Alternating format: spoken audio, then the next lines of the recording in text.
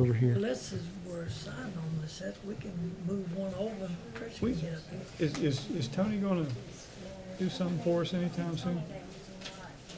Didn't know if you'd heard anything. No, I can answer that. I have not.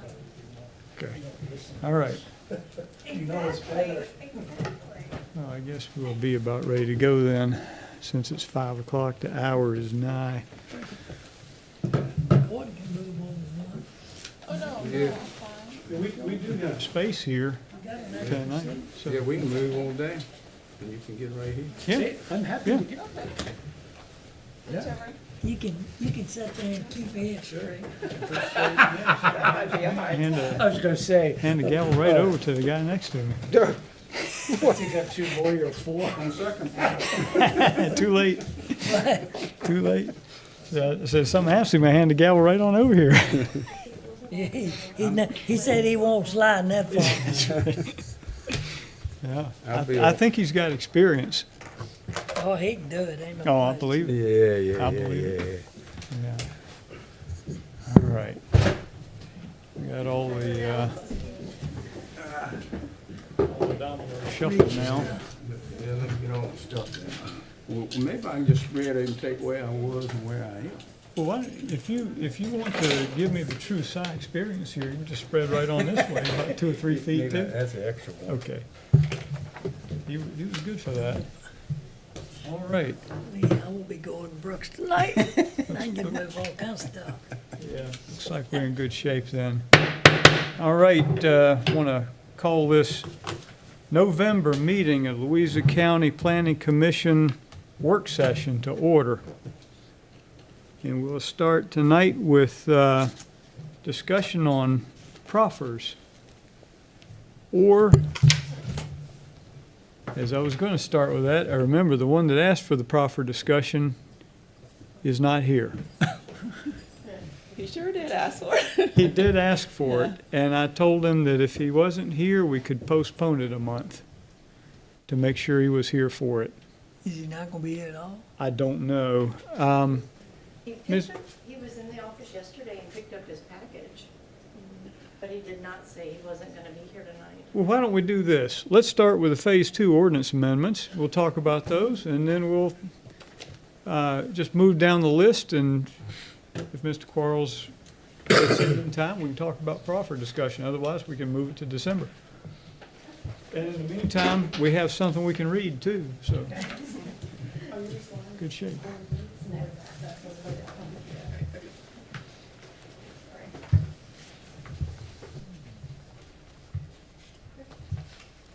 Good evening, members. How are you all today? Good. Good. I'm hesitant to ask just because she's setting us up. She's gonna drop that mic. So, what we have for the work session this evening, these are what I've been calling phase 2 of the proposed ordinance amendments. We have phase 1 that are going to public hearing this evening, and these are the ones that we talked more about in the work session on October the 28th. Hopefully we have captured all of the changes that were talked about. The items specifically related to anything to do with like the private lanes, the definitions for division, subdivision, and that sort of thing, we have removed completely because they're gonna take a lot more time to discuss and we'll get with Mr. Barlow on those and exactly what, what we want to try to recommend going forward. So the phase 2 amendments, the first thing was in the definitions, increasing the small scale solar facilities on usually on individual properties from 38 kilowatts to 72 kilowatts. The definition added a definition for walkway, and this was a combination of 3 different definitions that we gave you all, and I think we captured what was agreed upon there. The amendments to the matrix actually relate to things later in the amendments, which was to change the accessory dwelling units, get those out of the commercial zoning districts, because we already have provisions for a dwelling unit when it's associated with a commercial business, and the same with the single-family detached dwellings. If you all need me to slow down or stop or want to talk about any of these, just interrupt me as we go along. The next section was the amendments were to 86-119. We added, not only do these apply in residential districts, but in other locations as we may identify. So retaining walls would now have no setback for all projects, not only residential construction, but commercial construction, because we're seeing some projects come in where they're requiring retaining walls that will be most likely in the setbacks. And then the walkway structures of less than 5 feet in width crossing the property line for the purpose of accessing the marine shoreline.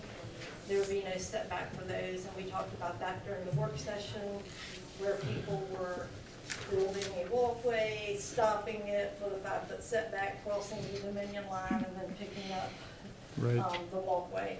And that was the purpose for the definition of walkway that the Planning Commission discussed.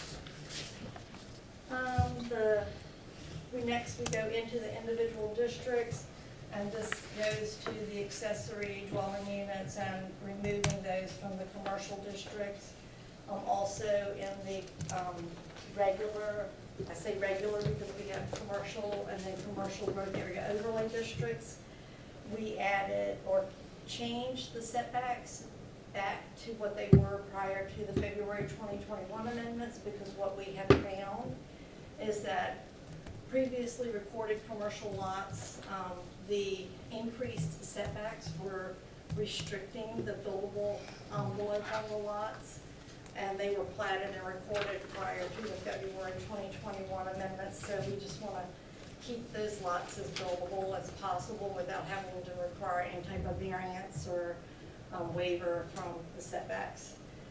With that, the Planning Commission asked that we include buffer requirements, so that was added to the setbacks that indicate that 25 feet of a 30-foot setback adjoining a residential or agricultural district would have to be or contain a vegetative buffer. We continue down through those sections. Mr. It Chair. just addresses the. Mr. Goodwin. Can I ask a question? Yes, sir, absolutely. I admit I have not dug deeply into this. Have we defined a vegetative buffer anywhere in the ordinance?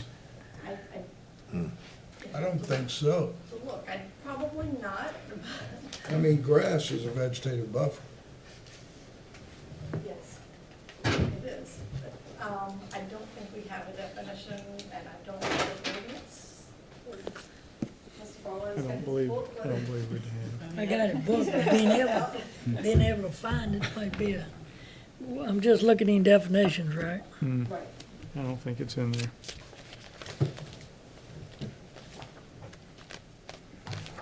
And that's certainly something that we could come up with some different options and bring back if y'all decide to move forward with these set of amendments to set date for a public hearing. We could come back with some options to include with that. We do. Mr. Chair, I bring that up because I have an option, but I think Mr. Barlow has got. We have a definition. Well, Good. there you go. A continuous combination of deciduous and evergreen shrubs or trees that at maturity are sufficient to create an effective visual and audible buffer. Excuse me. Now, then you're gonna be defining an audible buffer. I don't think you'll ever create an effective audible buffer. No. But it does, Effective is gonna be the one they argue in court about all day. there is a definition though. Yep. That and a vegetative filter strip. Mr. Quarles? visual, yeah, I hear that in the word. and it kind of leads to visual difference. And if we talked about grass a minute ago, grass does not do that. I mean, it's going to give you, it's not going to give you a barrier, if you will. I mean, And I think a lot of times when we use buffer, we think of barrier. In other words, from the eye, shielding, if you will. But I don't think that does that. I would think that this says effective visual and audible buffer. So that to me is saying that it is something that you don't necessarily see through it. In other words, I don't think grass would meet that Grass definition. wouldn't meet that, no. Right, okay. I was being sarcastic. I understand. I do have an option, and I don't know how everybody else feels about it. I'd like to get out of the business of trying to tell people what to plant. When an applicant comes in, have a certified, knowledgeable person, whether you call it a horticulturalist or a landscaper or whatever, present us the plan and we'll go up and down or right or left. And just get out of this business of, well, we're gonna do Leland cypress or, wood centers and all this. You tell us what works, and if you convince us, we'll vote for it. That's my thought. I don't believe that anything in what we're looking at tonight specifies anything other than vegetative buffer, which means they can do exactly what you said. We'd have to set the parameters of what we're looking for, but it's up to them to prove that their plan Right. will meet our parameters. So in the definition of vegetative buffer, it was deciduous, and what was the other? Evergreen. Yeah, deciduous and evergreen shrubs or trees. Yeah, so that's the definition right now. So they can pick any of them they want to.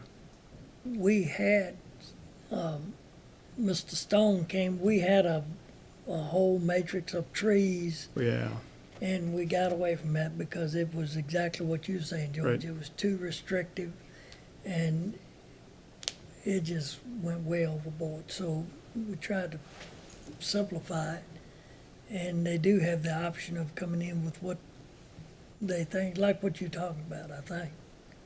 I'd like to make it a requirement, get out of business.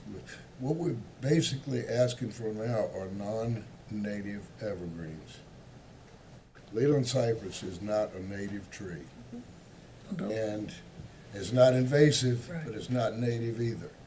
I'd rather sit here and have somebody convince me that they've met the sound and vision and all the other parameters that we want to set, that they've done that, and if not, my vote is no. If they have, my vote is yes.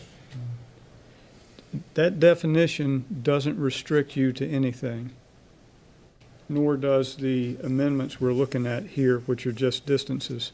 So I'm missing where you, I think, What we typically, when we put it on paper, when an applicant comes through, is Leland cypress. so what you're asking for is a change not representing what we're talking about tonight. Correct, I see now, okay.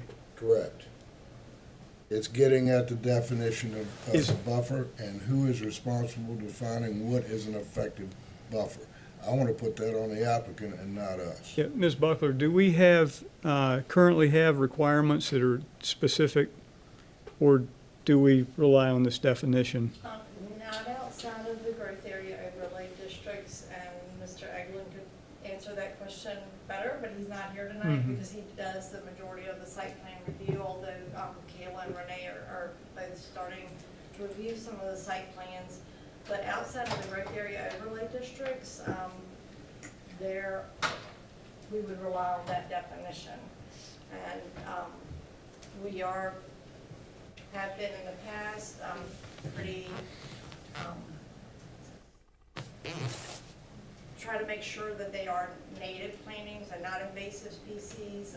Tom has worked really hard with applicants, because a lot of these projects may be by right, so they may not actually come to the planning commission if they're already zoned commercial and they're just doing a site plan.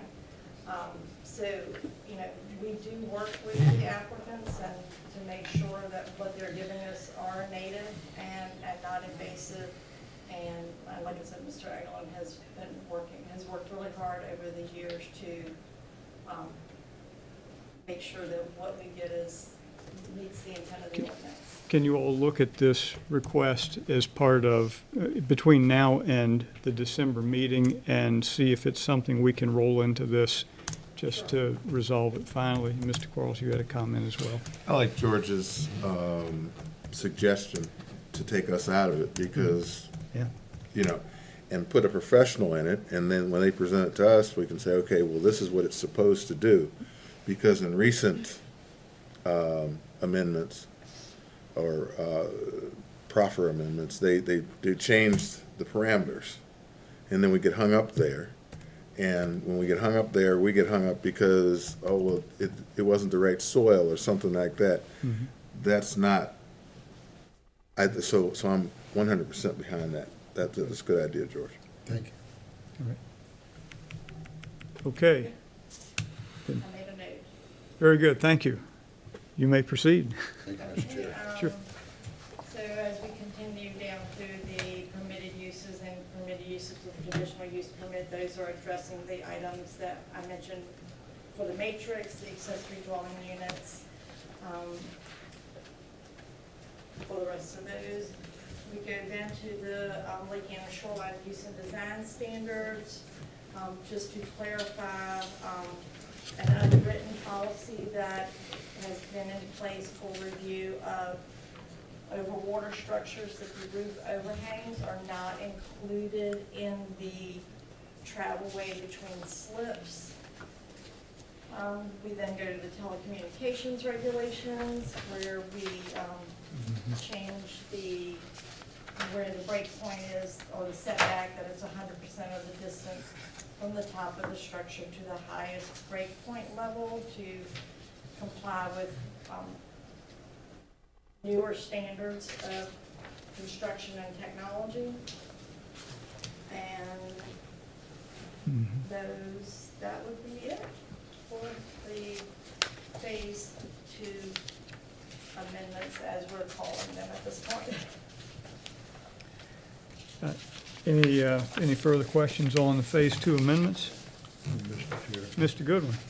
When we first talked about this, maybe, whether it was last month or in September, you all said that a couple of things were time sensitive and it needed to be addressed before January, which means it's got to go from us to the board. Have we captured what was time sensitive? Those are actually what are, those amendments are in the items that are going to public hearing with you all tonight. Okay, so we're in good shape We're then in with good shape, yes, sir. respect to time. Thank you. Thank you, Mr. Chair. Any other questions on these amendments? I think we're in good shape. Now, we need a recommendation to put this in public hearing in December. So recommended? Actually, that was in the form of a question, but Okay. for our If legal the answer counsel, is yes, just you to got the make sure, recommendation. just, yes. All right, Motion and second. just a Mr. question. Barlow. On the phase 2 part, where we was talking about looking back at the definition of the division and stuff like that, is that the part we're talking about? We removed that completely from what we're calling phase 2. That'll be phase 3. Oh, Or later. That's going to be a little bit later. We removed To be determined. everything related to private lanes, I was, divisions. so what's coming up for this What you, December meeting? what you see right here, What we're talking what you about see right right now. here. Oh, I thought this was tonight. No, this is not tonight. This is Phase 2. Tonight is in the other package, the I'll bigger catch up package. eventually. Not a problem. Stick with us. You'll get there. I'm hanging tight. And can we add, just to clarify, can we add the discussion on removing or cleaning up the vegetative buffer part as part of the, I guess we can't do that as part of the public hearing next month, we can put that into phase 3. Well, or we, 'Cause I mean, we can has certainly to- give you some options. It has to be, She could, it has to be noticed, though. and- Right, we she can, could send out an email of what she's thinking, she's made a note, and we can address it. All right? the notices That's fine.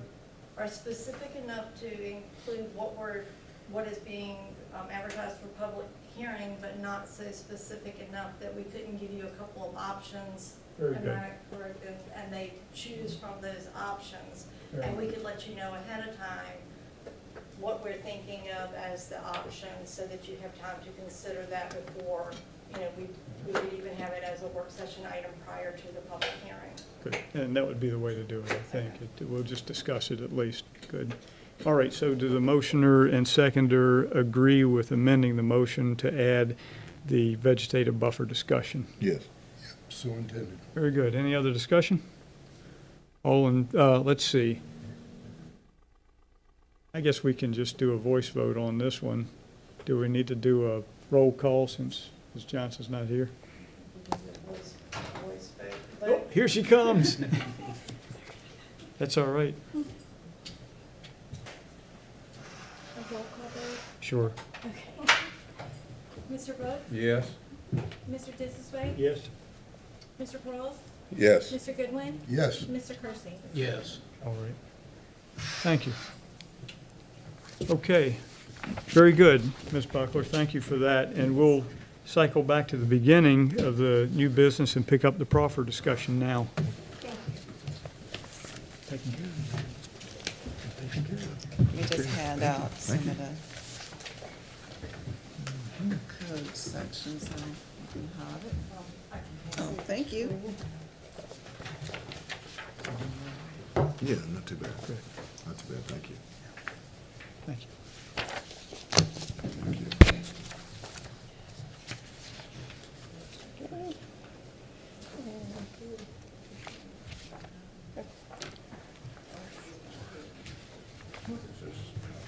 I got a lot of pages here for this. I thought we got on what we had right here now. And so what I wanted to do here is kind of start a discussion on proffers and start off with the code section so we can kind of run through there. And if there's something that I've left out that you want to discuss further, just let me know. And you should have all the code provisions there in front of you. All right. Following order of what I have. So I thought it'd be a good place to start off with the Proffer Reform Act. And so we're going to start there. And that's section 15.22303.4. That might be towards the end of your packet of the code provisions. Where are we at? And that section Back has and back here, about 3 or has 4 a lot of pages from definitions that. in it. I didn't write them all out here, but it has definitions of Oh, that's- on-site proffer, it's on the front on-site page of proffer, this one.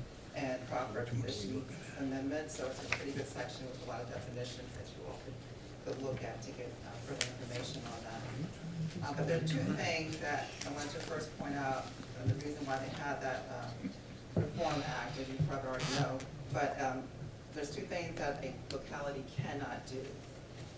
It cannot require an unreasonable proffer in connection with rezoning or proper condition amendment as a condition of approval of new residential development or new residential use.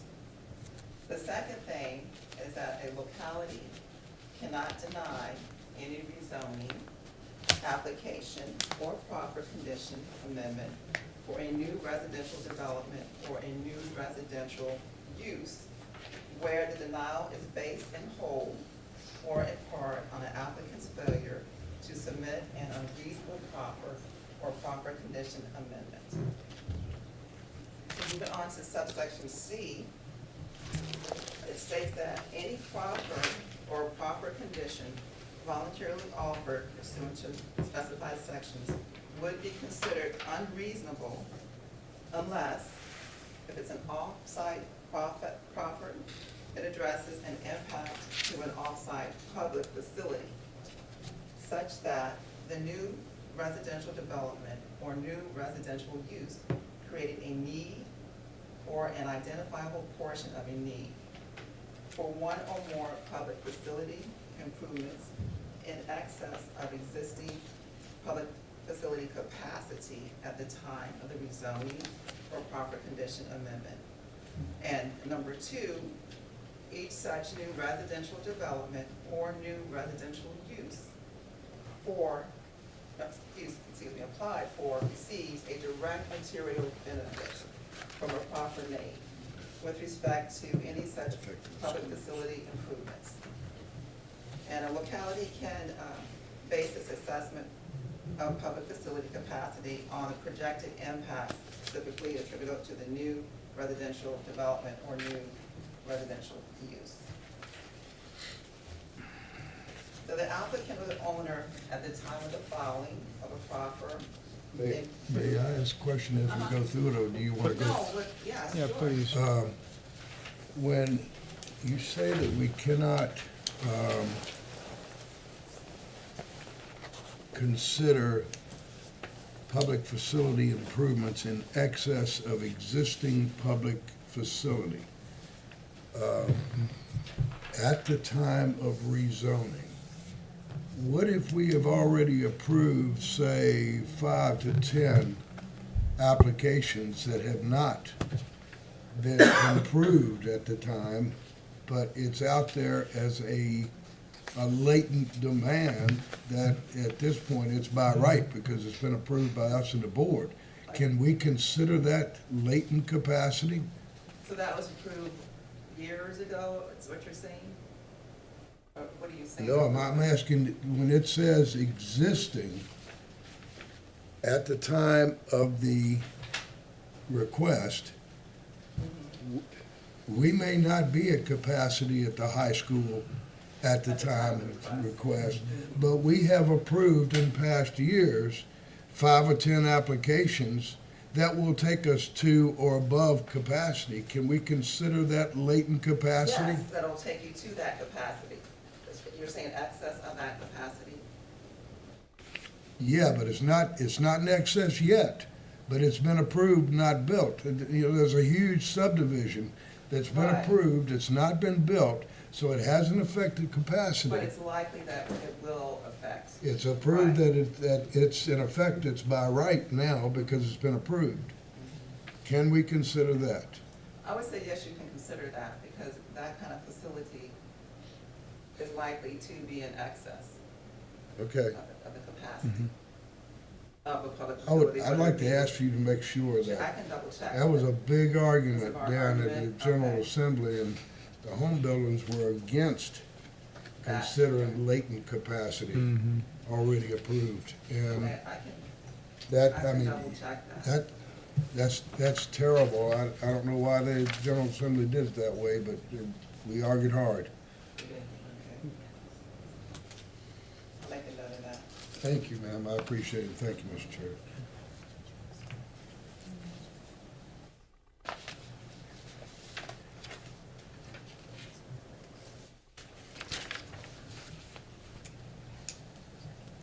Okay, so exactly where I left off, but I think it was at around subsection D, where the applicant or owner at the time of filing proffer may submit any offsite proffer that the owner or applicant deem reasonable and appropriate.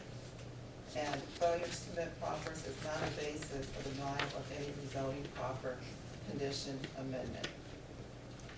And so the next section, what I want to look at is just basically, just to inform us of what the remedy might be if the act is violated, the action to contest. You have, there's an action to contest, local government body action if it violates the section. And, but one thing to note that is that the applicant must have objected in writing to the governing body regarding the proposed condition prior to the grant or denial of the rezoning application. And the applicant must prove the case by preponderance of the evidence that was refused or failed to submit an unreasonable proffer that was requested in writing by the governing body. So what you're saying in item 3 here is that it's for maybe a layman's understanding, the applicant has 51% of the responsibility for Yes, proving. yes, Very good. All yes. right, so it's It's really a on little them. more convincing. Yeah, okay, very good.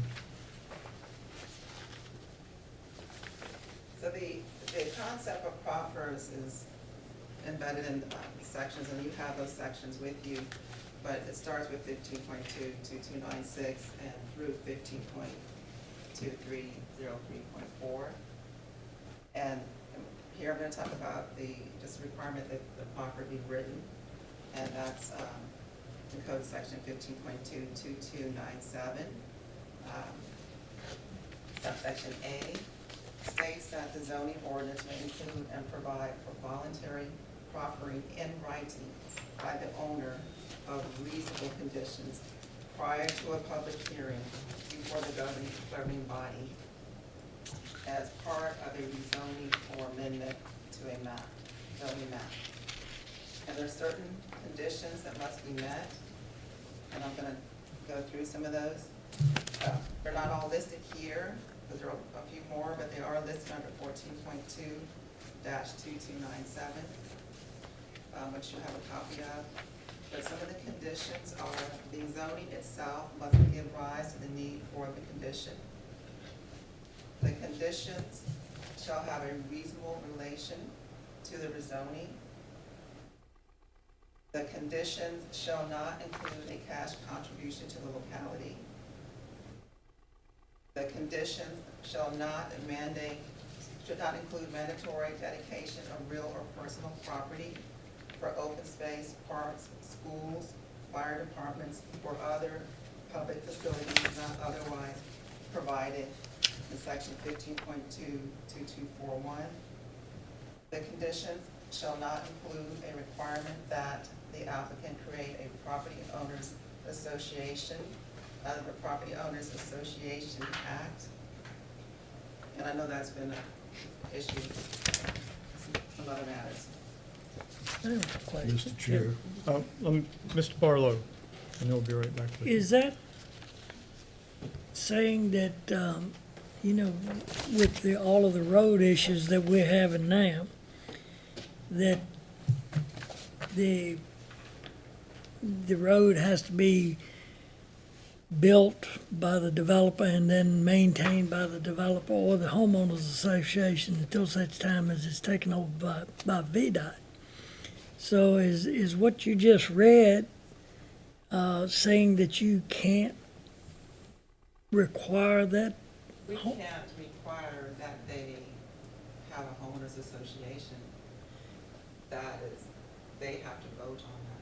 Well, doesn't that throw us in conflict with whatever our ordinance says on the road issues and stuff? I mean, we might be looking at a whole lot of ordinance changes.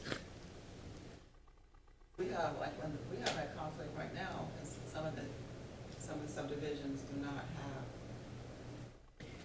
homeowners associations, and they may not get them. And we were trying to resolve that, but it sounds like this may be saying you can't require a homeowners association, even for the road maintenance. Right, I mean, they would still have to vote.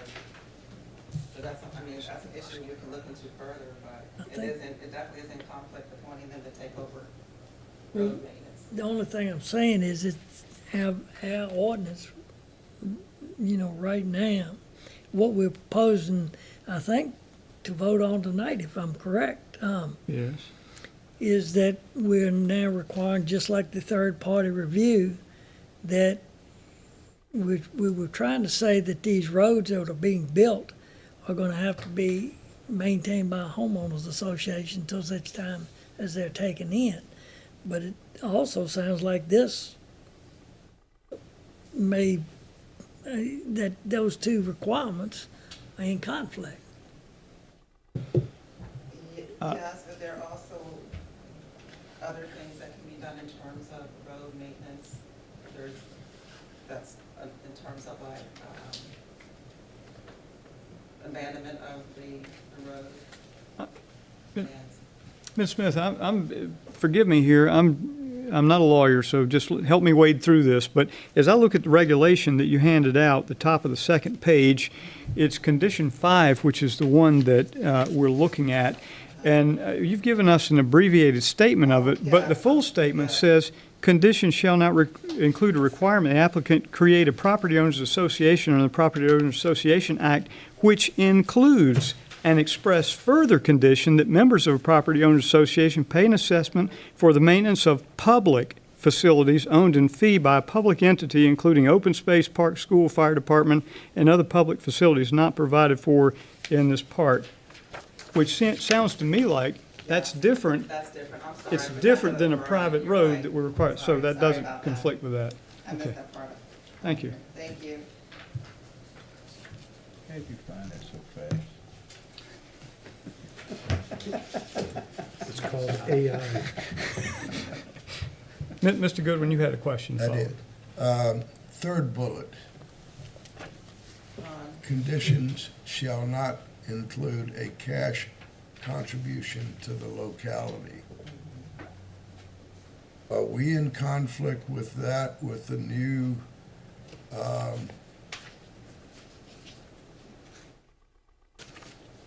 process that we put in place where we ask fire, EMS, and schools what the impact is, and we come up with a dollar amount per person?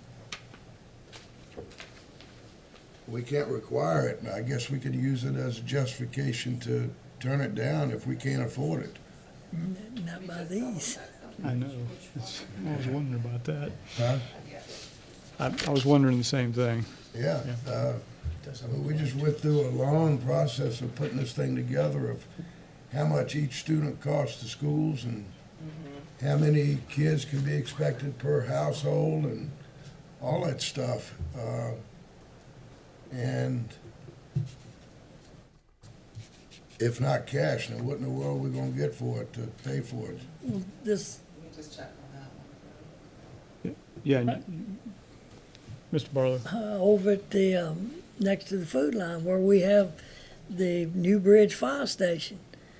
That was a suggested proffer, I guess. But it sounds like maybe That's we'll not, have to take, that's not allowed by item 4 here. that's what I'm saying. We may have to, Well, you hadn't really voted on it until they came up with the money. these new regulations from the General Assembly might impact a lot of what you all are looking at currently and what the board thought we were, asking for, but, I I don't know. think, Mr. Chair, Mr. Goodwin. I think it comes down to whether or not you're requiring the proffer, and they're saying you can't, or you can use this data as a reason for voting no. It has always been that proffers couldn't be required. It's, Right. in other words, they have to be volunteer. But this looks like, to me, is taking it a lot further It is. in saying that these things you can't You can't turn volunteer it, it. you can't turn it down because they haven't done any of this. Yeah, this actually says, it says, may include and provide for voluntary proffering in writing, except for these things. So they can't voluntarily proffer, it appears to me, but We argued that one too. You mean if they want to give it to us, we can't accept it? that seems to be what, but I'll let our legal representation tell Yeah, us. that's what it seems. I was just looking to see if there's any further language on the cash contribution, but it's pretty straightforward in here, so I can, I'll take a look further at it, but. I think it's not just a cash contribution, but we've had a lot of these things where they voluntarily, that we didn't even request up at Zions Crossroads for parks and stuff like that. But it sounds like to me that you may not be able to even, in other words, you couldn't turn it down because of any of these things that are not in there. Again, I wonder if it means that you cannot make it a a hard condition of the application's approval. But you can say, you know, Mr. Chair, we can't afford this in the school system. And turn it down for that reason on our side, not on their side. Now we got a problem because this says they can't voluntarily say, well, I'll make up that difference. Well, that's on you. So we either have to make it up or it doesn't happen if we say we can't afford it. But you can't make it a hard requirement, a condition. I don't even know if you could use this as justification for turning it down. I don't think you can from what we just heard That's under what I'm 23034, which said that, wait, I'm sorry, not that, 23032. I guess I'm curious as what the recourse would be if the board turned it down. Is that an automatic dragging us to court because we weren't Because we can't prepared? afford it? Yeah, I don't know, what's the charge gonna be? yeah, well, I We're don't know. responsible spenders? Common sense? Yeah, you're not letting me use my land that I bought, and you changed the rules. I think if enough counties say no to new development because they can't afford it, maybe the General Assembly go back and revisit this. We tried to talk them into that about 5 years ago when all this crap came up. And it was caused by Fairfax.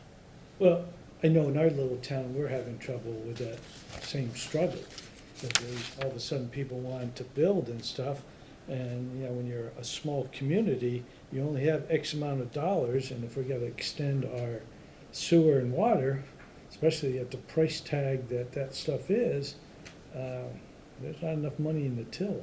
And that's the rationale for turning it down, Yeah. but not that the guy didn't pay. Yeah. Luckily, we're under 3,500, so we can accept cash proffers. And maybe the answer is the community decides to increase the tax rate so high to pay for everything they can't collect otherwise that nobody wants to come in with anything in the future, including the people living here don't want to stay here anymore. That's a terrible thought. I Gotta be paid suspect for what they do somewhere. is they vote out every one of them. Yeah. You see, Tammy is just writing like crazy over. I should stop talking. So where are you on this question? We're waiting for a little, you'll get us some further clarification. I'll get further Very good. clarification on cash proffers. Are we ready to move on to the next item in this then, or? Sure. Very good, please. Okay. So I just also have here the Louisa County ordinances that kind of correspond to ones that I already spoke about, just to show how they line up. And so section 8655 on proffers, that has to be in writing, reasonable conditions to be applied to the zone, and then the effect of the conditions. Once proffered and accepted as part of the amendment to the zoning ordinance, the conditions shall continue in effect until subsequent amendment changes the zoning on the property covered by such amendment. And then there's a however there, such conditions shall continue if the subsequent amendment is part of a comprehensive implementation of a new or substantially revised zoning ordinance. All such conditions shall be in addition to the regulation provided for the district by the ordinance. So next I was looking at the authority of the zoning administrator. The zoning administrator has the authority to enforce the conditions attached to a rezoning or an amendment to a zoning map, including ordering and writing that the remedy of any non-compliance with the conditions, bringing legal action, which is injunction or abatement, or requiring a guarantee, that's satisfactory to the governing body, in an amount sufficient for and conditioned upon the construction of any physical improvements required by the conditions.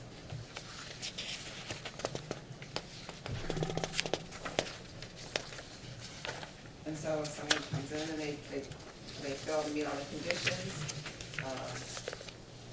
that constitutes cause to deny the issuance of any of the required use, occupancy, or building permits as may be appropriate. And again, here I also have the Louisa County Ordinance also that gives the authority to the zoning administrator. And next is just a couple of items regarding the map requirements, that the zoning map has to show any appropriate symbol for the existence of conditions attaching to the zoning on the map, and the Louisa Ordinance as well. So I'll move on to the public hearing notice. The commission has to hold a hearing on such application or resolution as provided by the Virginia Code. And next is 8680, report by the Planning Commission to the Board of Supervisors after a hearing. The commission must report to the Board of Supervisors its recommendation regarding the proposed amendment. If there's a failure of the commission to report to the Board of Supervisors within 90 days after the first meeting of the commission, following the date of the proposed amendment was referred to the commission, that shall be deemed approved by the commission. Also, before approving and adopting any zoning ordinance or amendment, the Board of Supervisors shall hold at least one public hearing pursuant to the required notice, and after which the Board of Supervisors may make appropriate changes or corrections in the ordinance or proposed amendment. Interesting. You said we don't have to have a public meeting, but the board does? No, it said, But I said earlier, the commission, I talked about the commission. Public hearing. Didn't have it just as detailed there. yeah, Just says before approving and adopting a zoning ordinance, the Board of Supervisors shall hold one public hearing. look at the page before, 8659. The commission provides a recommendation. Okay, got it. I was being smart again. That's okay. Okay, where was it here? Okay, I think it's right here. No land may be zoned to a more intensive use classification that was contained in the public notice without an additional public hearing after notice required by the Code of Virginia. Such ordinance shall be enacted in the same manner as all other ordinances. So with respect to our review of decisions of the zoning administrator by the Board of Supervisors, the applicant or other person who's involved who disagrees with the decision, they can, of the zoning administrator, they may petition the governing body for review of that decision. Petitions must be filed with the zoning administrator and with the clerk of the governing body within 30 days from the date of that decision, and shall specify the grounds for the grievance. And then a decision by the governing body on appeal is binding on the owner of the property only if the owner of such property has been provided written notice of the zoning violation, written determination, or other appealable decision. And then the party can also appeal to the circuit court for review of the decision of the governing body. The next one, I'm moving to the amendments of variation of proffers. So if someone already has, wants to come in with it to make an amendment.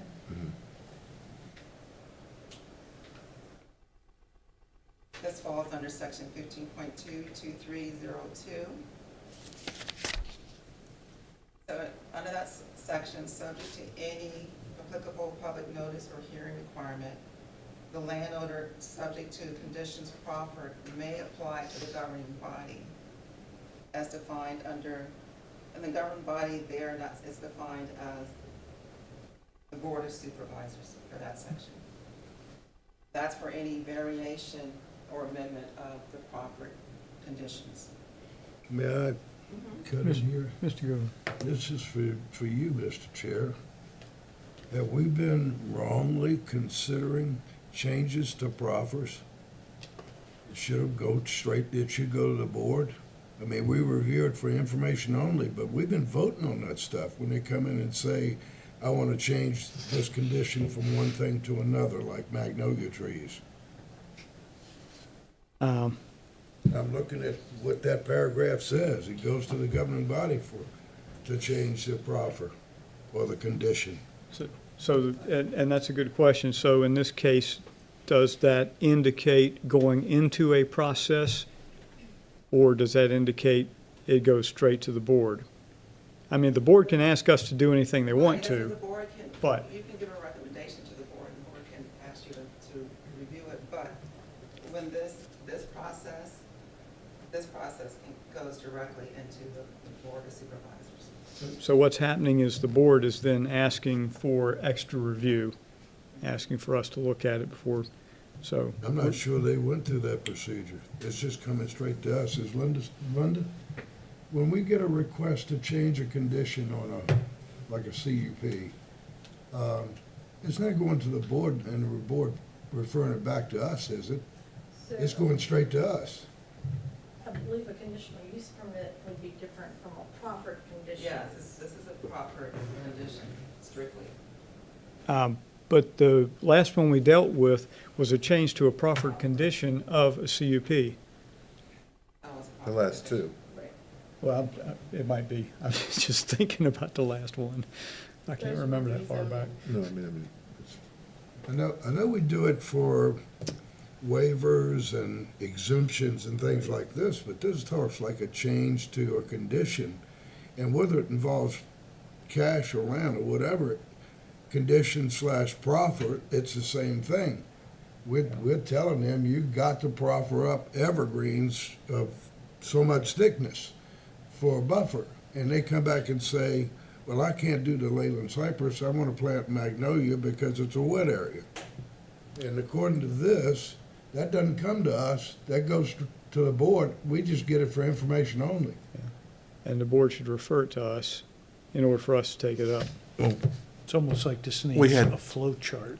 we had two instances. One was a violation noticed by Josh at the time. And then I think that was brought directly to us. When the gentleman was proffered that they were going to plant, I think it was Leland's. And then he went ahead and planted magnolias, and then they came back to us. I don't think that went to the board.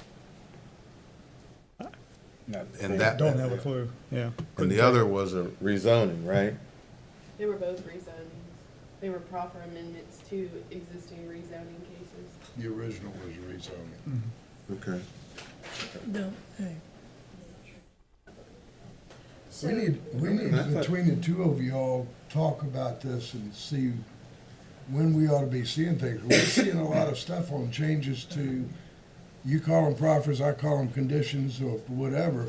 They're the same thing, whether it's cash or whether it's Leland cypress. They're changing what we make them do. And according to this, it goes to the board, not to us.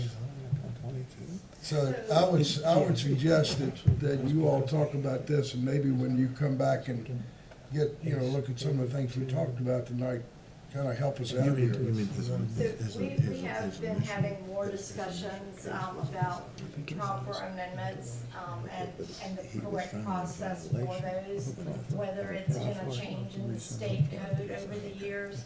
And I'm gonna say over the years because I've seen a lot of changes, and whether it's, the opinion that we've received from legal in the past, or, you know, what we are finding in the last couple of years is that, and more recently, like one of the cases that you actually have on the agenda tonight, is that the proffer amendment goes to the board.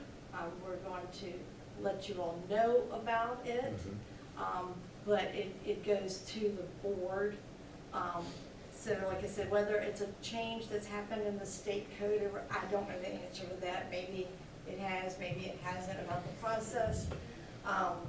But we are getting more clarity on the process now, and moving forward in a direction of the proffer amendment. You will hear about it in one of the cases tonight, but the board is who will actually make a determination on that proffer amendment. It sounds to me like we have not done anything incorrect. We may have done extra, more than.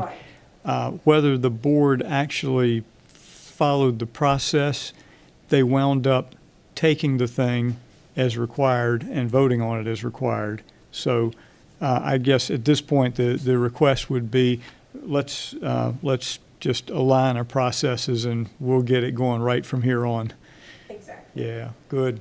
And I'll take the recommendation from our mental representative over here. We may need a flow chart for this in the end before we can all figure it out. But very good. Does that take care of the comments on that? Sounds As long like as it. we're doing more than we need to, than less than we need to, we're on the We're not in safe side. violation. Yeah, the line. we're spending time. But anyhow, yeah, thank you. Yeah, I look at the request, excuse me, go ahead. Go ahead, no, you go I ahead. look at the request we've got before us tonight, and I'm not sure. I think this request ought to be included in the conversation. Should we be looking at this or not when you're asking for changes in vegetative buffering, maximum persons at any one event? I mean, they're all changes to the Yeah. conditions They are. / proffers. And do they come for us for information, or do they go to the board? So that is actually a conditional use permit, so those are different from proffers that are offered by the applicant. Conditions on a conditional use permit are imposed by the board as part of that approval to make the use compatible with the area. In a rezoning, an applicant can proffer conditions or submit proffers that they themselves come up with, that they are offering voluntarily. They're not imposed on them as part of the approval if the board accepts them, but it's not the planning commission and the board making the recommendation of those conditions that I explained that. Mr. Chair, Hey, Mr. Goodwin. I'd like to request that, I'm thick, I'm just, even in describing it, you just use like proffer and conditions the same. And what's the difference between a proffer and a condition? I think she just I mean, told once they agree to it. coming from two places. But once they agree to it, does a condition turn into a proffer? No, it's a condition of a conditional use permit. If you want this CUP, you need to do these things. A proffer, they come to us, said, we're gonna proffer that we're gonna do X, Y, Z. So, right, Linda? Condition would be a requirement, whereas the proffer is voluntary. Yeah. That's the biggest difference.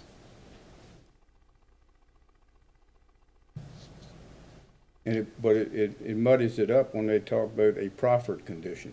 Well, that's Because what that's the exactly. condition comes back into the proffer. Yeah, that's So- exactly what I was referring to. When you Yeah. said, use the term proffered condition, and I'm going, But that's right here I'm in not writing, sure I too. understand.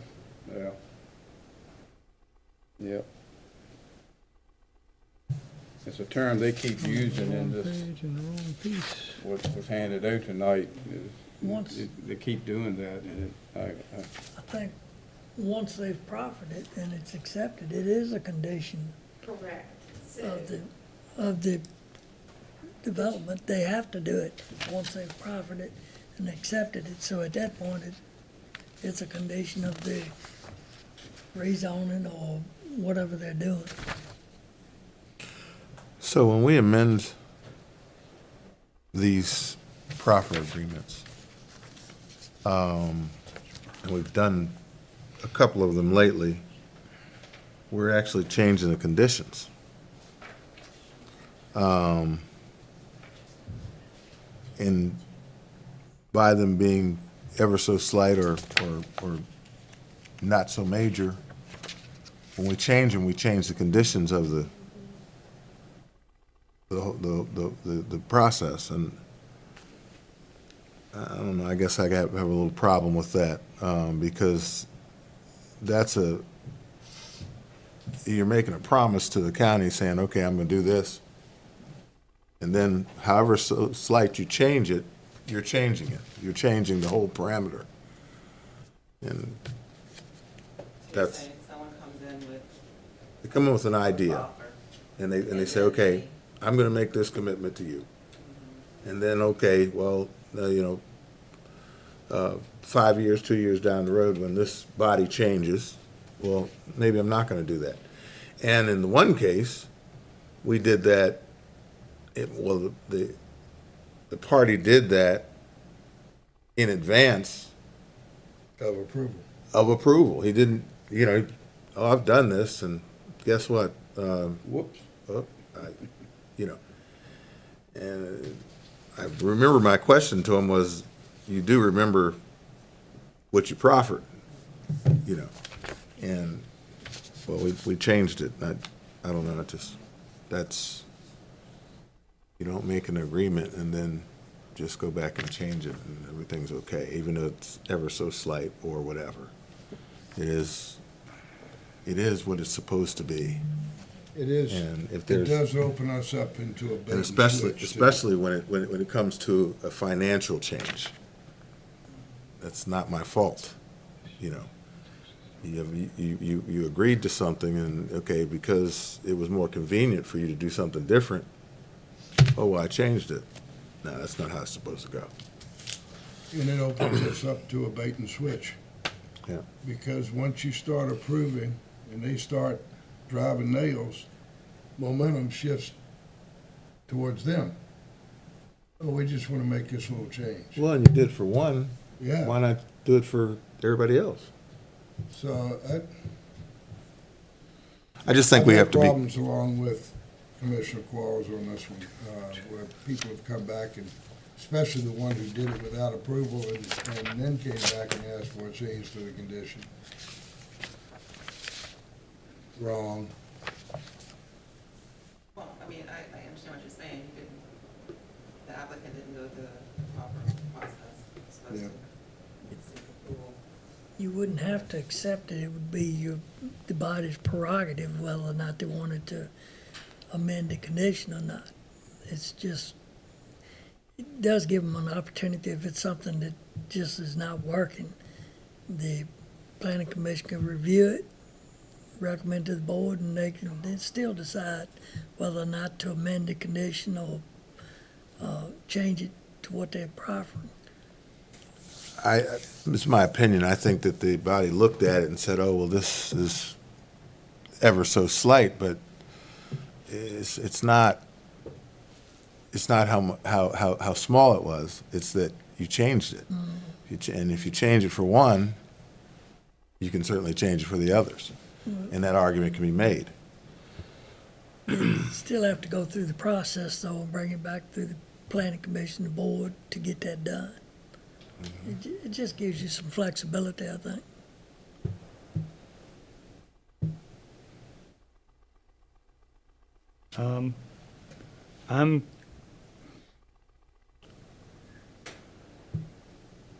I'm back to being a layman that doesn't know that much about law.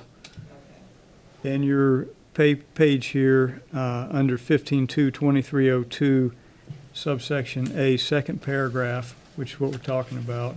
Well, maybe not what we're talking about. I'm sorry, it should be B. Never mind. I got stuck in the wrong one. I can't even read the page, so I apologize. Yeah, I think we need clarification exactly on what is required here. Because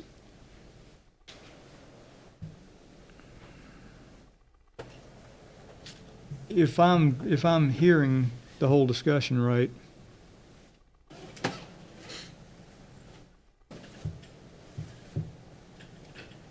between A and B, it goes to the board and not to us. And since I know it says amendments and variations of conditions, subsection B here talks about an amendment or variation of conditions proffered, not conditions. We're just getting confused in the language here. Proper conditions. Well, it says conditions proffered, not proffered conditions.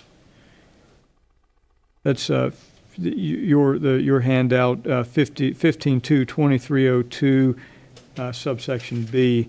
I think it was your text. So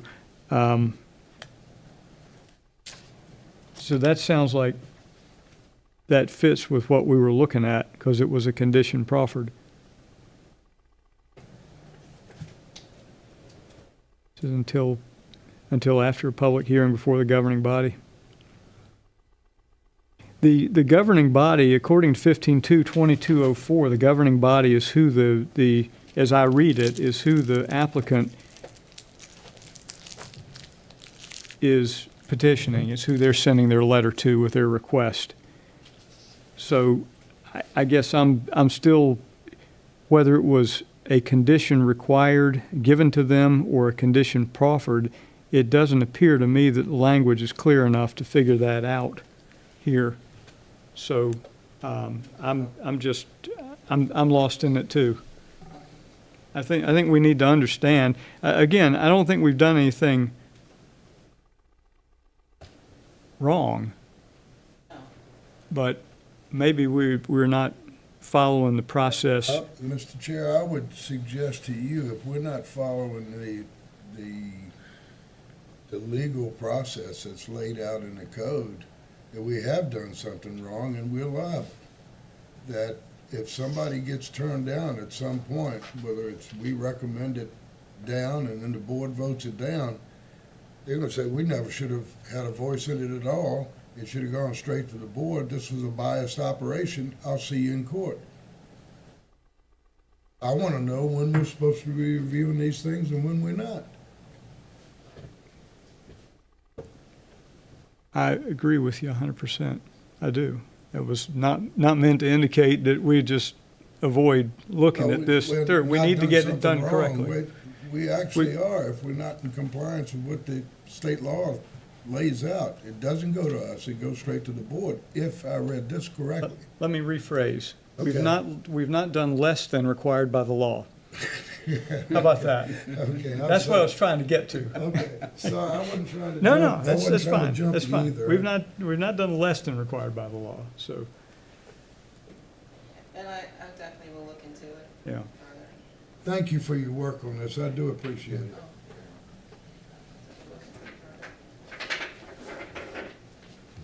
It's opened up a can of worms. But that's why we're looking at it. That's why we're looking at it. That's right. It's almost too cold to go fishing, too. But please continue at your peril. Where were we at? Let's see, I was seeing where we were. I think we're I 15. think we're at written notice. I think so. Okay, so yes, written notice of such application must be provided in the manner prescribed in section 15.2.2204. And the approval of the amendment or variation by the governing body shall not in itself cause the use of any other property to be determined a non-conforming use. This is the next one. Under B. section B, there'll be no amendment or variation of any conditions proffered pursuant, some of these sections we already discussed, until after a public hearing before the governing body advertised pursuant to the provisions.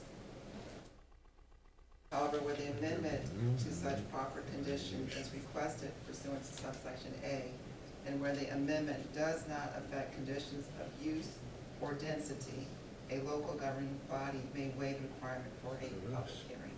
So they can still have a hearing, but it does not have to be public. The proffered condition under subsection C will continue to be an amendment to the zoning ordinance and may be enforced by the zoning administrator. No claim of any right derived from any conditional proffer pursuant to these sections that we're reviewing shall impair the right of any landowner subject to such a proffered condition to secure amendments to or variations of such proffered conditions.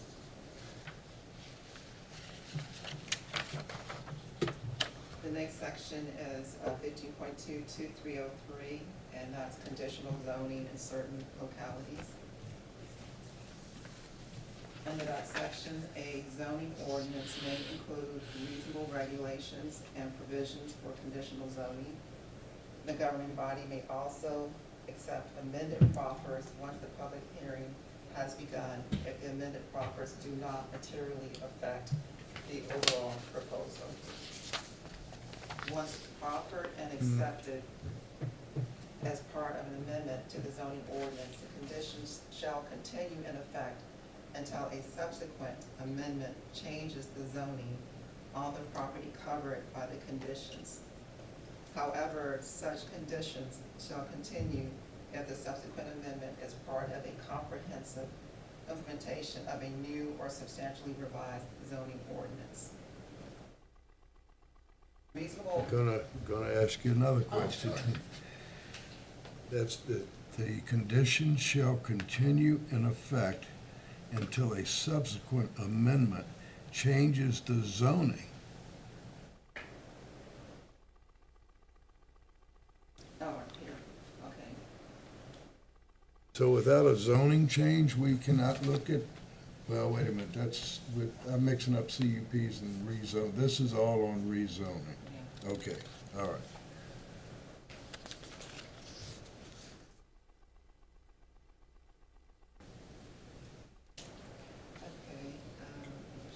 Reasonable conditions shall not include conditions that impose upon the requirement to create a property owners association under the Property Owners Association Act, which includes an express further condition that members of a property owners association pay an assessment for the maintenance of public facilities owned and fee by a public entity, including open space, parks, schools, fire departments, and other public facilities not otherwise provided for in 15.2-2241. According to subsection B, where a proper condition includes requirement for a dedication of real property, there's a long section here, that has substantial value for construction of substantial public improvements, the need for which is not generated solely by the rezoning itself, then no amendment to the zoning map for the property subject to such conditions, nor the conditions themselves, nor any amendments to the text of the zoning ordinance with respect to the zoning district applicable thereto, initiated by the governing body, which eliminate or materially restrict, reduce or modify the uses, the floor area ratio or density of use permitted in the zoning district applicable to such property, shall be effective with respect to such property unless there has been mistake, fraud, or a change in circumstances substantially affecting the public health, safety, or welfare. Nothing in this section impairs or affects the authority of the governing body to accept proper conditions which include provisions for timing or phasing of dedications, payments, or improvements, or accept or impose valid conditions pursuant to the subdivision of section 15.22286 or other provision of law. And there's another section on cash proffers, but I do need to look at the other issue we have with cash proffers that we talked about earlier, but I'll just go through this one since it's with this. Section 15.22303.3, cash proffers requested or accepted by a locality. No locality may require payment of a cash proffer prior to payment of any fees for the issuance of a building permit for construction on property that is the subject of a rezoning. However, a landowner petitioning for a zoning change may voluntarily agree to an earlier payment pursuant to the two subsections listed. If the petitioner voluntarily agrees to an earlier payment, the proper condition may be enforced as to the petitioner and any successor in interest according to his terms as part of an approved rezoning.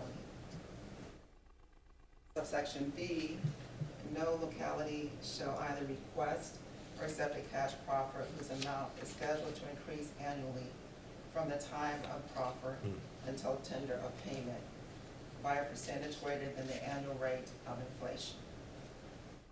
And subsection C, that no locality shall request or accept any provision of any proffer entered pursuant to various subsections in which a proffer purports to waive future legal rights against the locality or its agents.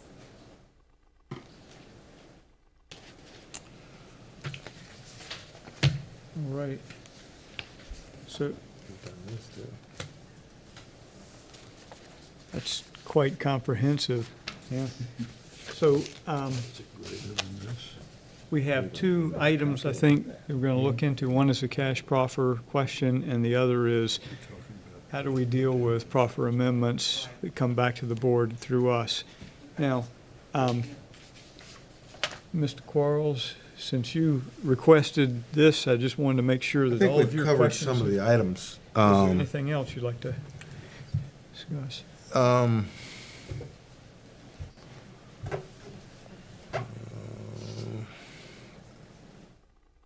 Section B, where it says no, in the last part we just went over, it says no locality shall either request or accept cash proffer whose amounts is scheduled to increase annually.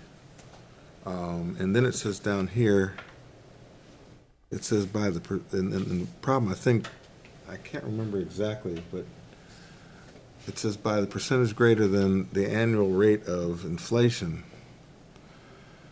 I remember, what was that? I want to say it was a solar project. If we're thinking of the same thing, well, we asked for assurance bond, but that was a fixed amount. It was not something that was increased. It wasn't, well, we were asking for increases, but it was not, the language was never about the annual percentage rate of inflation. That never weighed in. It was a performance bond, but that's Yes. not a cash proffer. That's a separate thing. I think that's what Yeah, you're it's talking performance about bond. there. Because Call you, it assurance bond, but yeah, I mean, you want to make sure if they just up and leave, yeah, And get we- halfway through and right, off and and we get stuck with it, then there's a bond to pay for either finishing or deconstructing. And I think that was just a fixed amount. There was no increase discussed. There may have been. No, there was There an may have increase, been. there was an Yeah. annual increase, but maybe you're right. Okay, all right, thank you. And I would think you would want to consider an increase in that because, a 35-year project. But I'm not sure exactly how the performance bonds are written. They may have that written in already, so. Yeah, I think all we get is they'll offer a performance bond. We don't even get into amounts or anything else. Mm-hmm. All right, We certainly didn't get Staying into a dollar corrected. figure, no. No, not a dollar Yeah. figure. Yeah. It just said that they will. Mr. Brown. Mr. Barlow? Just a question of staff. I certainly hope that this is gonna be up for discussion on our next board meeting. There are so many things in this that there's all sorts of questions. Number C, when you get into it,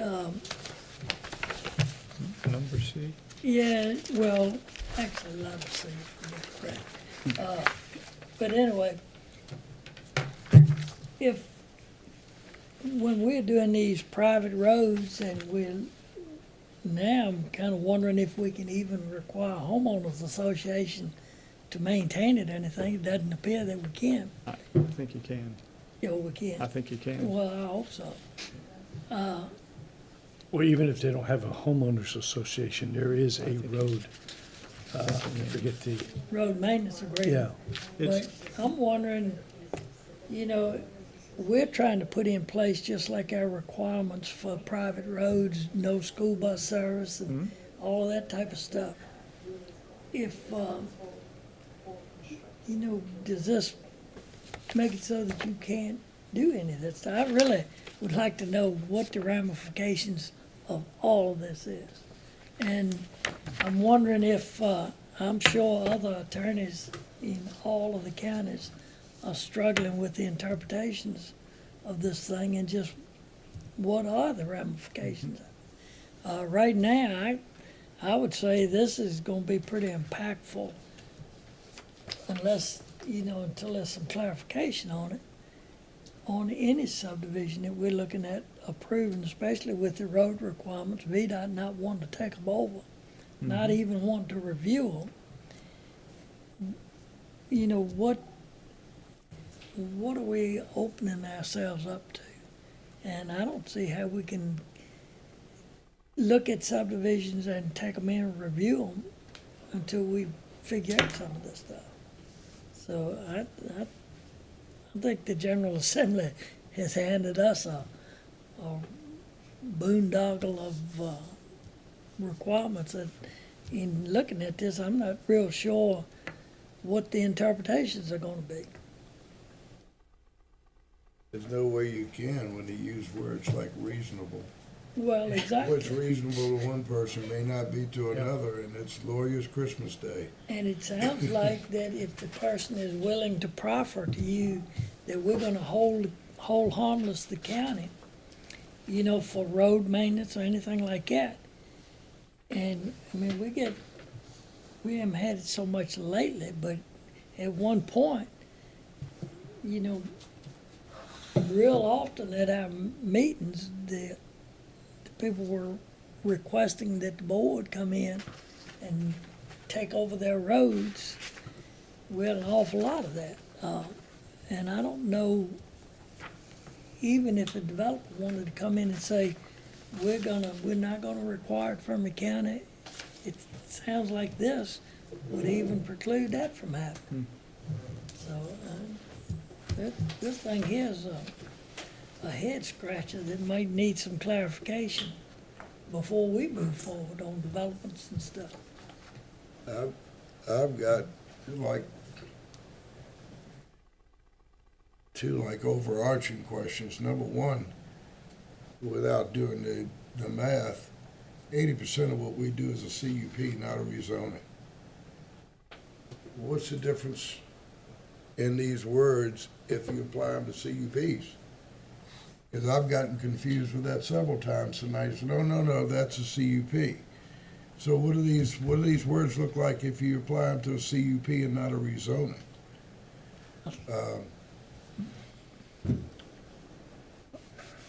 I'll go one further with you on that. My understanding was a CUP was actually a type of rezoning. Now, I don't know if I'm, you know, without using the specific language, but it's a subset, but type of rezoning. Well, And the other thing I was gonna say, I had two, is this clear delineation of what's a condition and what's a proffer. Yes. I mean, something that starts out as a condition, and then the guy goes to the other room, changes his clothes, and comes out and says, I agree, and now it's a proffer. And so when it comes back to us, is it I'm confused. And not confused in a bad way. I'm willing to continue doing business the way we've been doing, but I'm worried that we're doing stuff we don't understand. well, I think if I may, the board is gonna want to send, as we always have, send it to the planning commission to vet the thing and try and work out, before it gets to the board. So is any portion of this saying that, no, you can't require it to go to the planning commission for their recommendations? No, it doesn't say no, you can't. So you still could make it a standard practice for it to come, just like the process we've had, if that's the case. But it seems as though, does this just apply to proffers? Well, all the language that I was focusing on proffers, so I focused on the Proffer Reform Act and all of the sections that fell under the act. Well, So that was my focus. does the Proffer Reform Act just, to me, you have proffers in rezonings, not conditional use permits. So depending on how, I think this would apply, just as an overview skim. I think this would apply to rezonings only because it's a proffer. And with CUPs, you don't have proffers. I mean, they may offer conditions or they may do something like that, but it's not, and I think there's a difference there. I don't know that this would apply to CUPs. And that's more of a question than a statement. I think there's a difference simply because it's amendment, to proffers. Is this something just recently adopted? Was this 10 years old, 20 years old, or 1 year I old? can't tell you. Part of it is about 8 to 9 years old. 'Cause I was down there when it went through. I would be, Here's the problem. I'd be very, I'd be very, very surprised if localities, especially the heftier ones, haven't come back and made amendments to it after that original. 2016 was awful. They couldn't even offer it willingly. In a locality, they could offer it willingly. Locality couldn't accept it. You kidding me? 15.2 didn't come in that awfully long ago, did it? I I mean, know this was 2016, most of it on here. Some of them some of them may have been revised since then. Right. They don't change the paragraph if they go in and make an amendment. I just know we went from 15.1, we switched over to 15.2, and I didn't recall that it was that long ago. Maybe it could have been. I don't know. I was down there, I know when the original big change. So you came did through. all that. Pardon? George did it. No, I was fighting this thing tooth and nail. They didn't drag me out of the room. Ms. Smith, just a curious question. Is a conditional use permit considered conditional zoning by the definition in the Virginia Code? I need to Um, look at. Okay, I'm just kind of hitting you with that We don't because have this confused because enough yet. I'm gonna ball it up. No, but if it is, then it seems to me like a conditional use permit falls under the subset of all of it, and it's a part of the zoning action. So You it screwed would up apply. the other 80% of our work. I'm just asking the question to make sure we, I wrote it down. so- just to make sure we understand, so we know This is where all this not your falls. fault. You're No. trying to explain calculus to a bunch of rocks. Have a very important statement there. What is it? Ms. Buckley? 1997 was when 15.1 Went was repealed and recodified into 15.2. 1597. 1997. How time flies. Ain't that interesting? We must be having an awful lot of All fun. right. All right, can we possibly stand any other questions on this? Or is this, I think we've gotten the particular questions on the table that we'll look forward to hearing some answers at the December meeting on where we stand with I it. really would like for But, the two of you all to talk about procedure and when things come before us and when they don't. Okay. Because we might be doing more than the law requires, but it still opens us up to a liability if we were to happen to turn somebody down and they'll just take us to court and say, we're not following procedure. So I would like to have an answer to that, Mr. Chair. That's, I believe that is a part of it, but yes, we do need that. And Mr. Quarles, you got a? Mr. Chair, I brought this whole thing to light, to the table, and I think I'm satisfied with the results. Very good. Thank you. And thank you for bringing such a difficult issue. I don't know if we solved It's, anything, no. determines a lot to solve. We opened our Well, eyes to it- what we're, Absolutely, opening the eyes so we get this stuff straightened out, and that's a great victory. Thank you for that. Thank you, Ms. Smith. thank you. So what I'd like to do here, we have focus area plans as the last item. I always like to leave space between this meeting and the next. And I believe Mr. Eglin really has the big story on focus area plans. So looking forward to the December meeting now that we have one more item for work session. Is there time in the work session for December to talk focus area plans as well? It's already in there, but we can, yeah, good, all right. Well, let's do that. We'll move it then and have Mr. Eglin back for a full presentation on that. He'll be so happy. I was just gonna bring one thing to your Please. attention about, for the ordinance amendments going to public hearing, and it goes to the maintenance of the roads, and that sort of thing. So in, Yep. section 86.567, it's on page 68, 69 of the regular meeting package. There was, when we talk about the requirements for the road plan review and inspections, we had in there the requirement for an interim road maintenance agreement.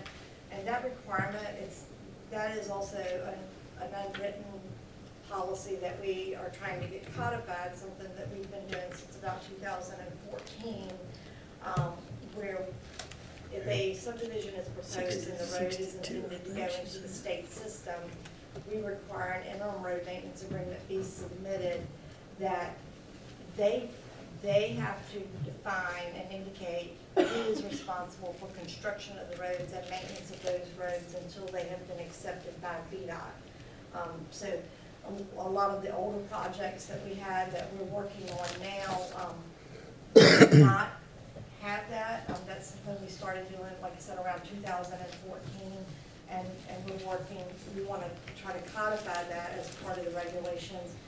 We also added a section that reworded that just a little bit that deals with private roads, because our section on private roads talks about providing a mechanism for continuing maintenance. We just made it a little bit broader and also included language that they have to identify who is responsible for construction and the continuing maintenance of that private road. The last thing is, at the end of that, we added item H, and this goes to the dedication of right-of-way, because that is something that's specifically identified in the State Code of Virginia. And there are two options here, and it's something that I didn't get to talk with legal about, or Chris, Mr. Coon directly, but they both were aware that I put this in here. There's a section in the state code, and it's something that we've been working on with some of the older subdivisions as far as the county's responsibility for completing any of those improvements.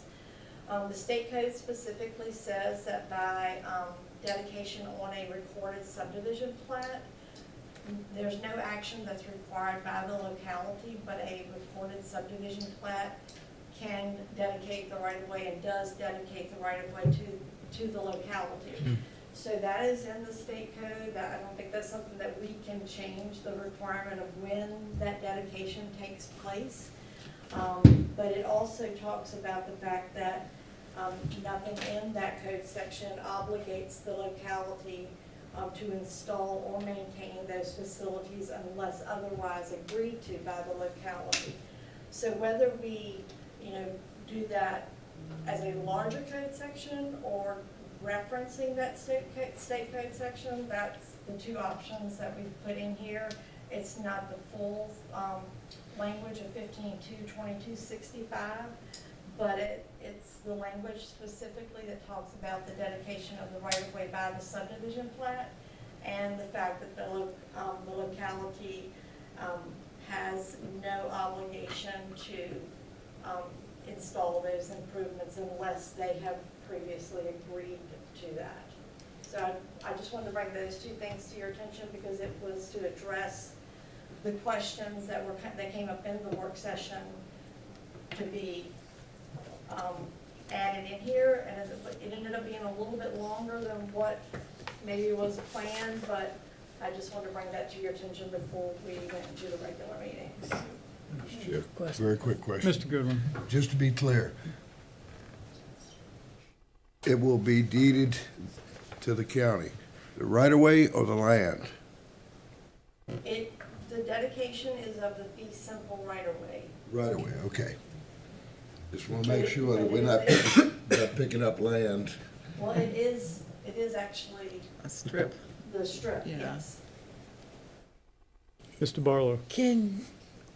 And what I'm trying to make sure, or trying if we can make sure the county doesn't get hung with a lot of these things, is that where we're adding in that the road maintenance will have to be done by the developer or homeowners association.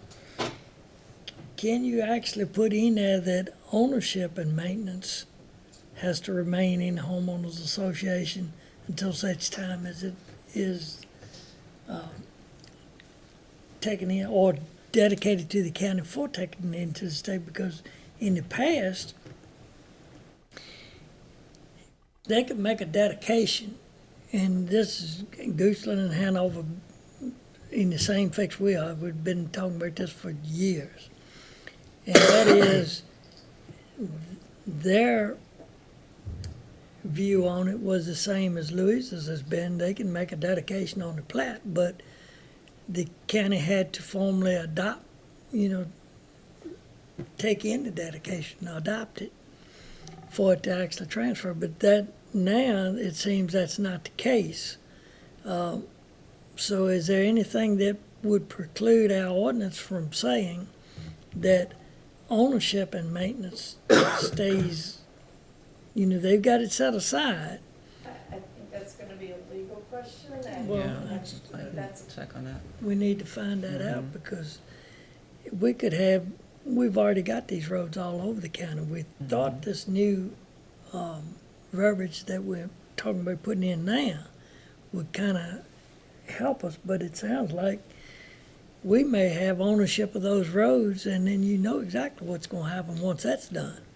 But that's the second part to that state code section, is that nothing in that section by the subdivision plat dedicating that area for roads, nothing obligates the county to make those improvements unless they have specifically agreed to prior. Oh, I'm sure that's gonna quiet the public outcry when we just let it grow up and not do it because we agreed not to. Everybody go, oh, well, that's okay. That's what we've been pretty adamant about not taking ownership of those roads, but it sounds like we might look to see if there's any way so that we can get around taking ownership of those roads until we know that the state is going to adopt them. Because I'm afraid and this just didn't happen just this year. As far back as when we did the ordinance, remember the VDOT guys came to us, and it was pretty clear to see then that VDOT does not want these subdivision roads. And so, well, they don't want to maintain them. So when if we don't have a mechanism that has the developer or homeowners association maintaining their roads, we'll liable to end up in a Well, and I real didn't mean money to take up loss. so much time because I know you wanted to have a break between the two. We can certainly take out the two options for H, which includes the state code language until we get clarification on whether the county can put something in here about not taking ownership of those roads until later. or the land for the road area.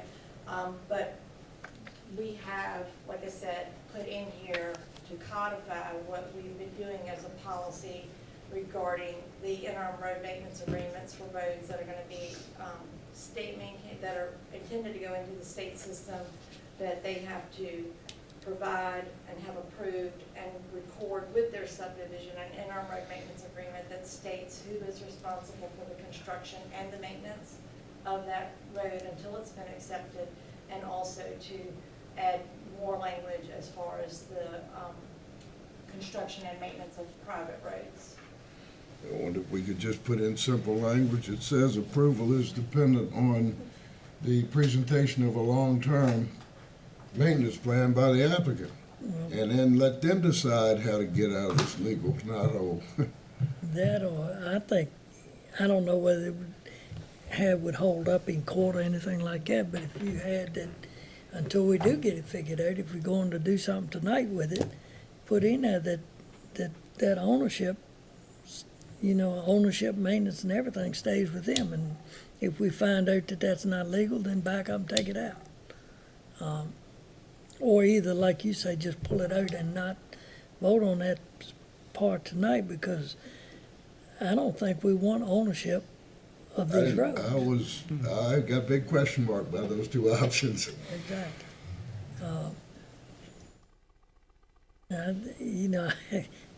This whole thing has brought up so many questions.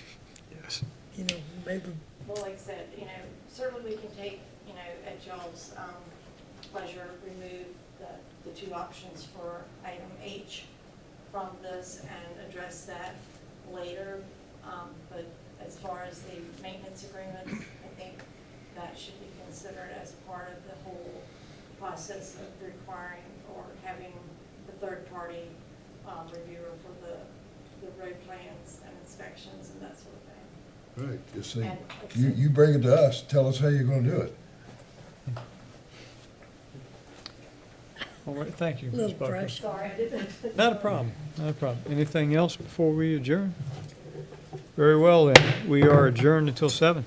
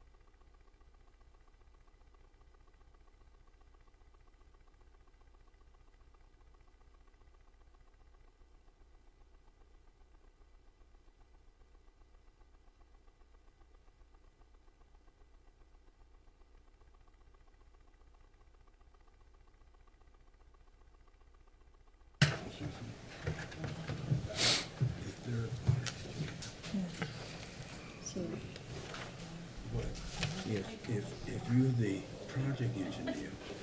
The third-party engineer could say, based on as-built provided by. It's in compliance. That's basic. Sure. Very good. You might want to clarify that. To a whole lot of things, I just know what to say. Try to get languages, create one person, please, 30 more. Oh, well.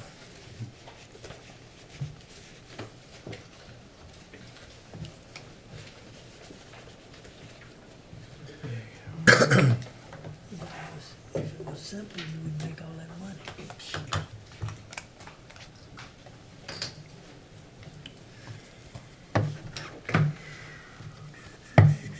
I hate to start too early, but we are all here waiting already, so I may go ahead here. It's 1 minute. All right. All right. I'd like to call to order the November meeting of Louisa County Planning Commission. Ms. Johnson, can we have a roll call, please? Mr. Jarvis? Here. Mr. Barlow? Here. Mr. Brooks? Here? Mr. Dissisway? Here. Mr. Dickerson? Mr. Quarles? Here. Mr. Goodwin? Here. Mr. Kersey? Here. Mr. Purcell? Thank you. All rise, please, while we have an invocation delivered by Commissioner Goodwin, followed by a pledge of allegiance led by Commissioner Quarles. Let us pray. Lord, we have so much to be thankful for. We are thankful for this day, for no day is promised to us, and each one is a blessing, and we are thankful for this rain. We are thankful for the people who give of their time to bring business before us and for the good of the county. We're thankful for the public servants who are here to hear and make decisions. As we go about that business, Lord, we ask you for wisdom in our decision-making and civility as we deal with each other. In his name we pray. Amen. Amen. Pledge allegiance. To the flag of the United States of America and to the republic for which it stands, one nation, under God, indivisible, with liberty and justice for all.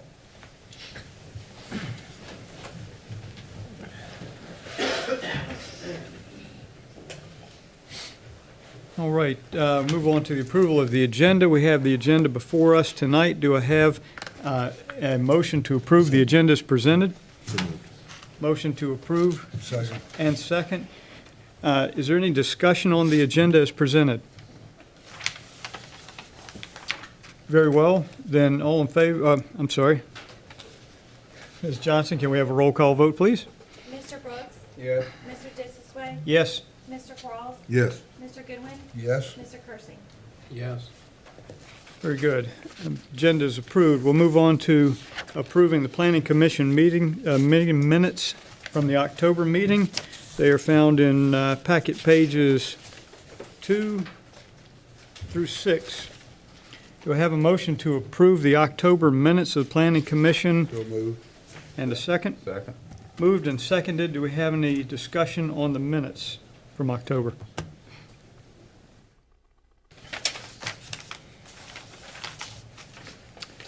Very well. Hearing no discussion, we'll have a roll call vote on approving the minutes.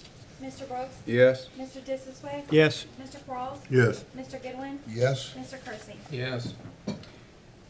October minutes are approved. Next item on the agenda is a consent agenda. We don't have a consent agenda tonight, so we can move on to the public address period. Public address period is a time when anyone in the community can speak to the Planning Commission. This is on any topic that is not a public hearing tonight. So we have 3 public hearings tonight. If you wish to speak on something that is not a public hearing, then when I open the public address period, that's the time to come forward. I will let you know that you'll have 3 minutes to speak. If you represent an organization, let me know. That adjusts the time allowed. All right, so Public address period is open. I want to start with one card which we have, which is a Mr. Robert George. Please step forward, state your name and your voting district, and you'll have 3 minutes. I represent the entire membership of Bowood and Fork. Then so you'll have 5 minutes. if I need it. Robert George, 384 Overton Drive, Overton Fork Subdivision in Cuckoo District. We're in the process of having our boat docks, boat slips replaced, and in that process, getting the permit. Our builder kind of dropped the ball, so Tom Eglin has been emailing me or including me on emails, and that's what I found out, that the county requires a dry hydrant to be installed. We've been told, we've held at least 4 different exercises with EMS and the fire department in Louisa and the other areas around whenever they needed to. They lower common area, plenty of parking, level ground, wide ramp, easy access for the bumper truck and everything. They've said many times a dry hydrant would be a waste of their time, waste of our time, waste of the county money, whoever's installing it. The maintenance issues, whatever. It's so much easier just to do what they do with the ramp that's there. They can service multiple vehicles at the same time coming in the way the loop goes in our parking lot. I'm working with, I've contacted Captain Timmy Luck. He is supposed to be the Louisa County genius when it comes to hydrants. I haven't heard back from him. I met him last Friday at the football game. He was going to reach out to the planning commission, someone in there. I don't know where we are in that stage of it, whatever. It's not that we're against dry hydrants, but if it's not going to be used, why are we being kind of forced into putting one in if the fire department doesn't need one?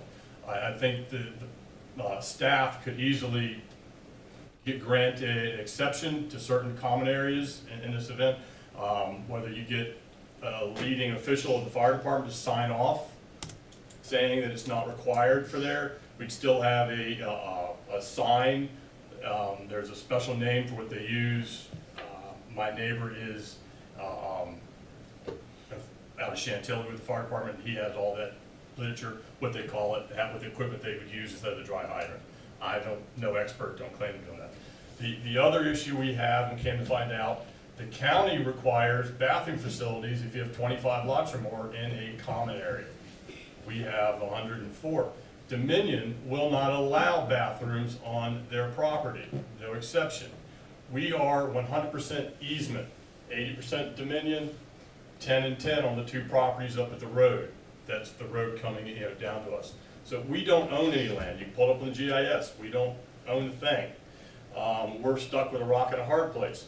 You're going to require us to have one for final, but was it Devin Payne is going to say no, and I'm going to get in trouble with Devin Payne. Don't want to be that way. Don't want to be in trouble with the county. Don't want to be in trouble with Dominion. So our members aren't complaining about not having porta-johns there. If they're not calling the county, why is the county going to make us put porta-johns in? Not against porta-johns, but yeah, once again, we're stuck in a rock and a hard place. I'd like to, the staff to get some latitude, so it makes it an easy process to get the permit, if there's any way, on that end of it. And the other one would be easier too, is we're required to have a alcohol sign saying that boating and alcohol don't mix. We all know that, but they want a sign, but there's no common sign. I would think that either the Commonwealth, Inland Game and Fisheries, the county would have a common sign for all common areas to use boat ramps. I've been to 4 different ones in the county, in the private side. Only one of them has a no alcohol sign, and it just has the code in generic language on there. To me, it'd be easier if there was a simple place to find that, if the county is requiring us to have one, just to help out someone that doesn't want to be doing this work for the association. Thank you. Thank you, Mr. George. Would anyone else like to speak on a topic that's not a public hearing tonight? Very well. Seeing none, we'll close public address period. Public address period is closed. Next item is unfinished business. I believe the only unfinished business we have open right now is the small area plans and the comprehensive plan update, and we're working those in the work session, December. And I may have another item that's being brought to my attention right away? No? Very good. I have asked for a meeting with Ms. Buckler and Tom Eglin to go over some of this prior to that meeting. Just to bring some of the thoughts, original thoughts that, since we've had changes upstairs and in the department, I think some things may not have made it all the way through the change, and just trying to be helpful. We'll let you know what comes out of that. Very good. Thank you. All right, so then we can move on to public hearings. First public hearing tonight is CUP 2024-06 JWC Enterprises. Ms. Moyer. Good evening, Mr. Chairman and members of the Planning Commission. My name is Renee Moyer with Louisa County Community Development. Before you tonight is the request for the issuance of a conditional use permit for JWC Enterprises LLC to allow the operation of a construction yard. The applicant leases a portion of the property for his business called On-Demand Concrete. He uses a portion of the property to store gravel, sand, concrete trucks, a silo, a loader, and a water truck. He does load materials onto the concrete trucks, however, no concrete is mixed on site. The parcel is not located within a growth area and is designated as rural. However, there are multiple other businesses in the area as well. On-Demand Concrete is located on the same parcel as Haymaker Auto Repair and uses the same entrance with little additional business traffic. An analysis of the public facilities plan for the project from staff is provided on page 9 of the staff packet, and the applicant has provided an analysis on staff packet pages 20 and 21. The applicant states in his facilities plan that he has supplied concrete for county school projects and local businesses, and he also purchases his water from the Louisa County Water Authority. Staff conducted a site visit on October 27th, and pictures from the site visit are shown on the screen. A neighborhood meeting was held in the Louisa County Public Meeting Room on October 9th at 4 p.m., in which no citizens attended. If approved, staff recommends 6 conditions listed on packet pages 10 and 11. An example of a landscape plan from staff is shown on the screen. And this concludes staff's report. I'm here to answer any questions as well as the applicant. Does any commission member have questions for staff at this time? All right, then we're going to go to directly to the public hearing. So I'm going to open the public hearing now. Public hearing is open. As is custom, we hear from the applicant first. The applicant will have 10 minutes to make the presentation.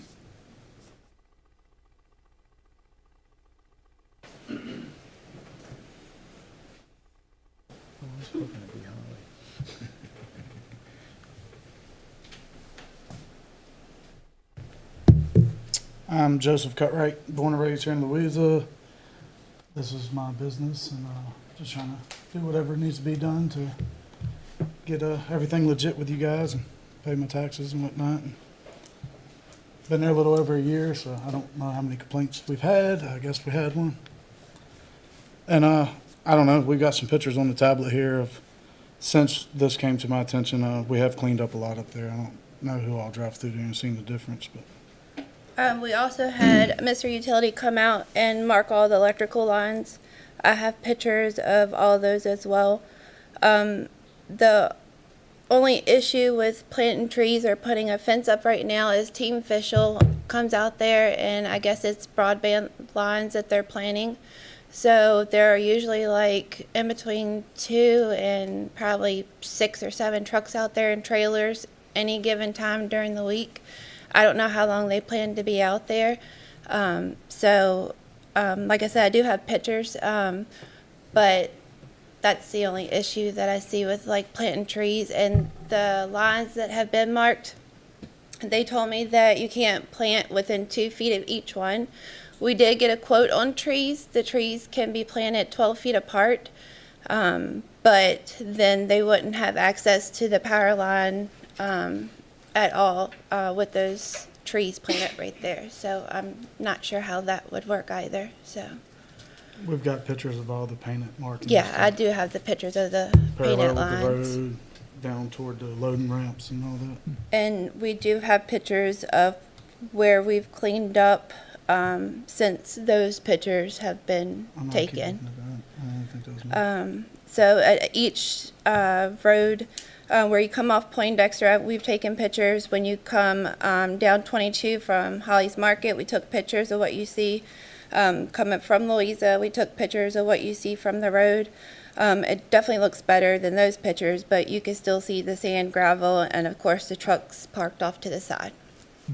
That left picture looks fresh. Tell them what you do, Oh. how your operation works. So I provide concrete that's mixed on site. I'm the, I guess, only competitor allied around here. So if someone needs it, it's a little quicker. I can usually get you today or tomorrow if you call this morning. And my trucks, of course, we said we do not mix concrete there. They load dry materials, gravel and sand, and then my water comes straight from the water authorities with my water truck. It's got 500 gallons, and then the cement, it's a powdered form Portland cement in the silo, gravities into a tank on the back of the truck.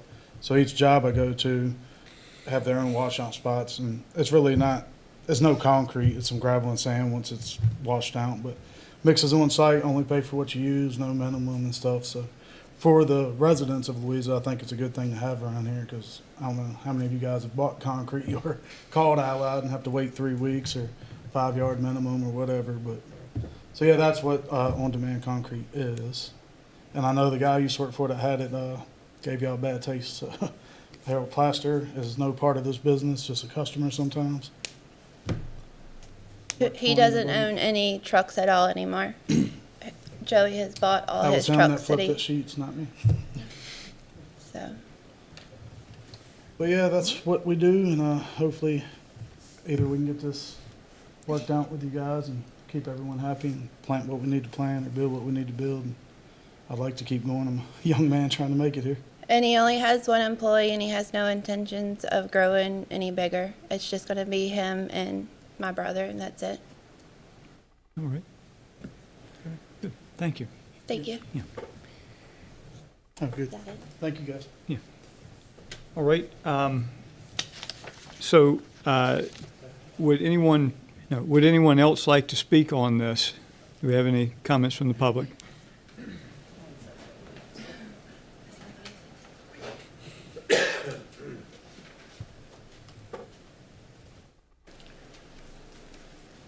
Good evening, Commissioners. Gerald Harlow, 535 Columbia Road in the Green Springs District. And I'll speak tonight on behalf of Trevilian Station Battlefield Foundation Incorporated. Okay. First, as adjacent. Sorry. Need that? Yeah. I'll come to that side.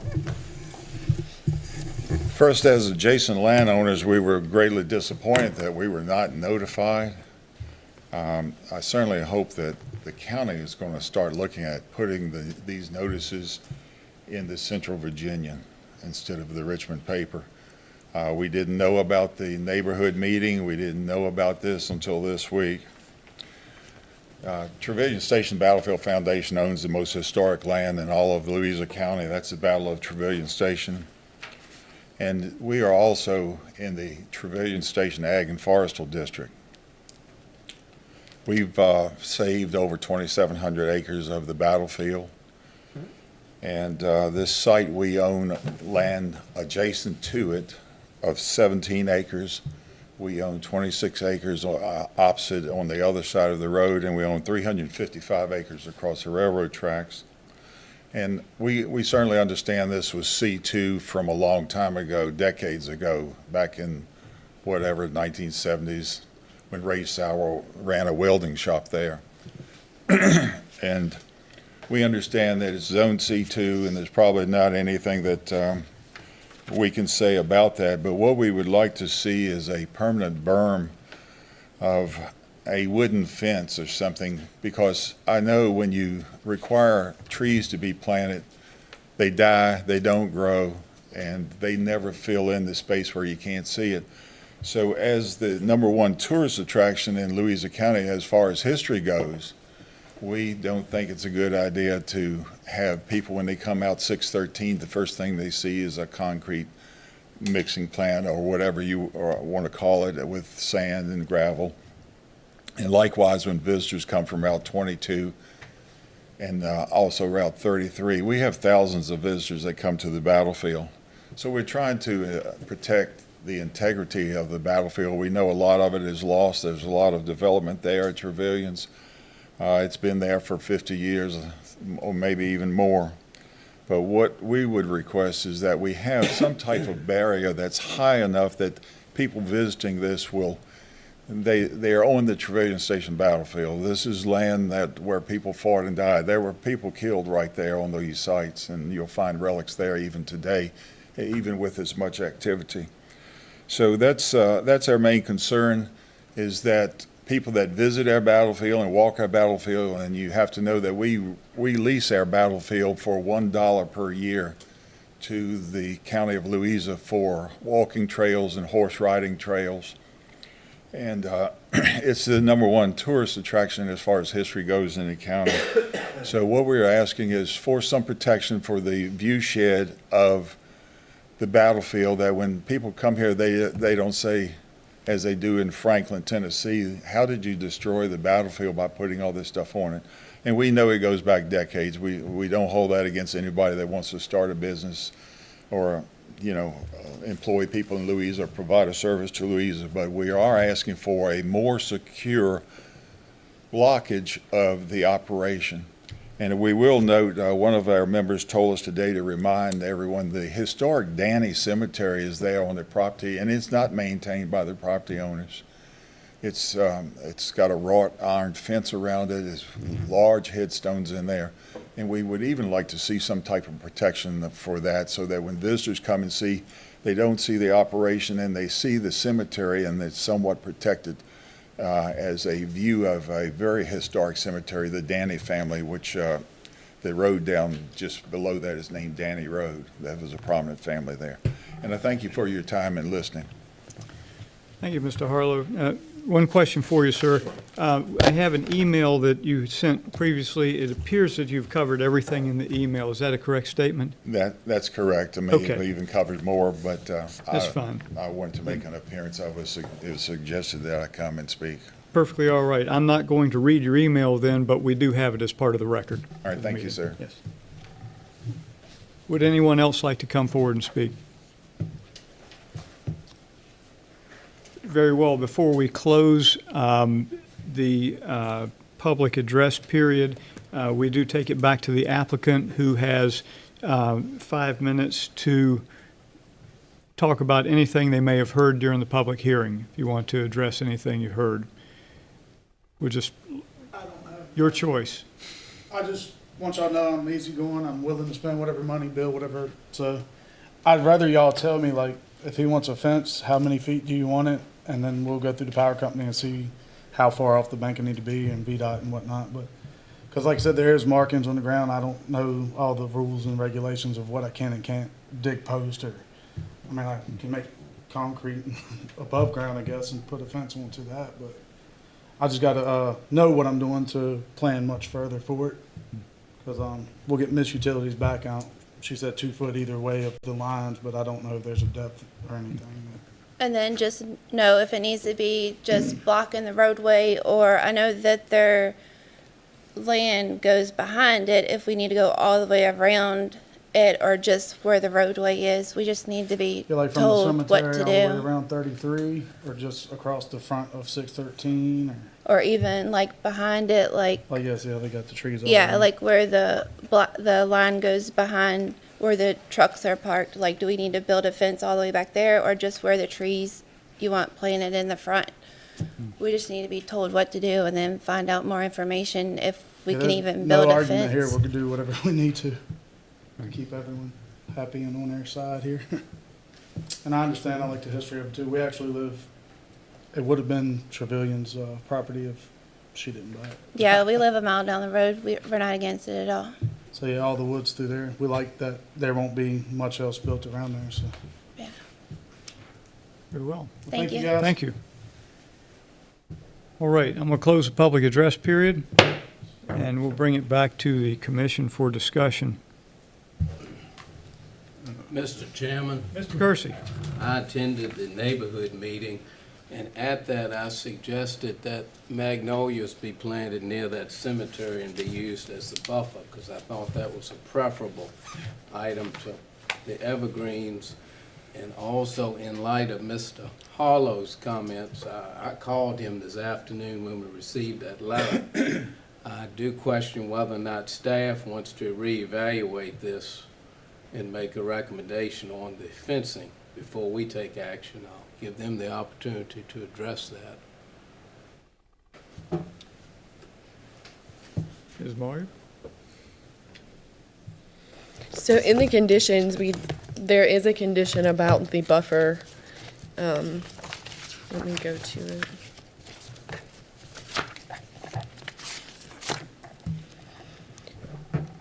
So it was suggested by staff that it be 2 staggered rows of evergreen trees, a minimum of 3 feet tall at planting, a 10-foot tall wooden fence, or a combination of both to be approved by the zoning administrator.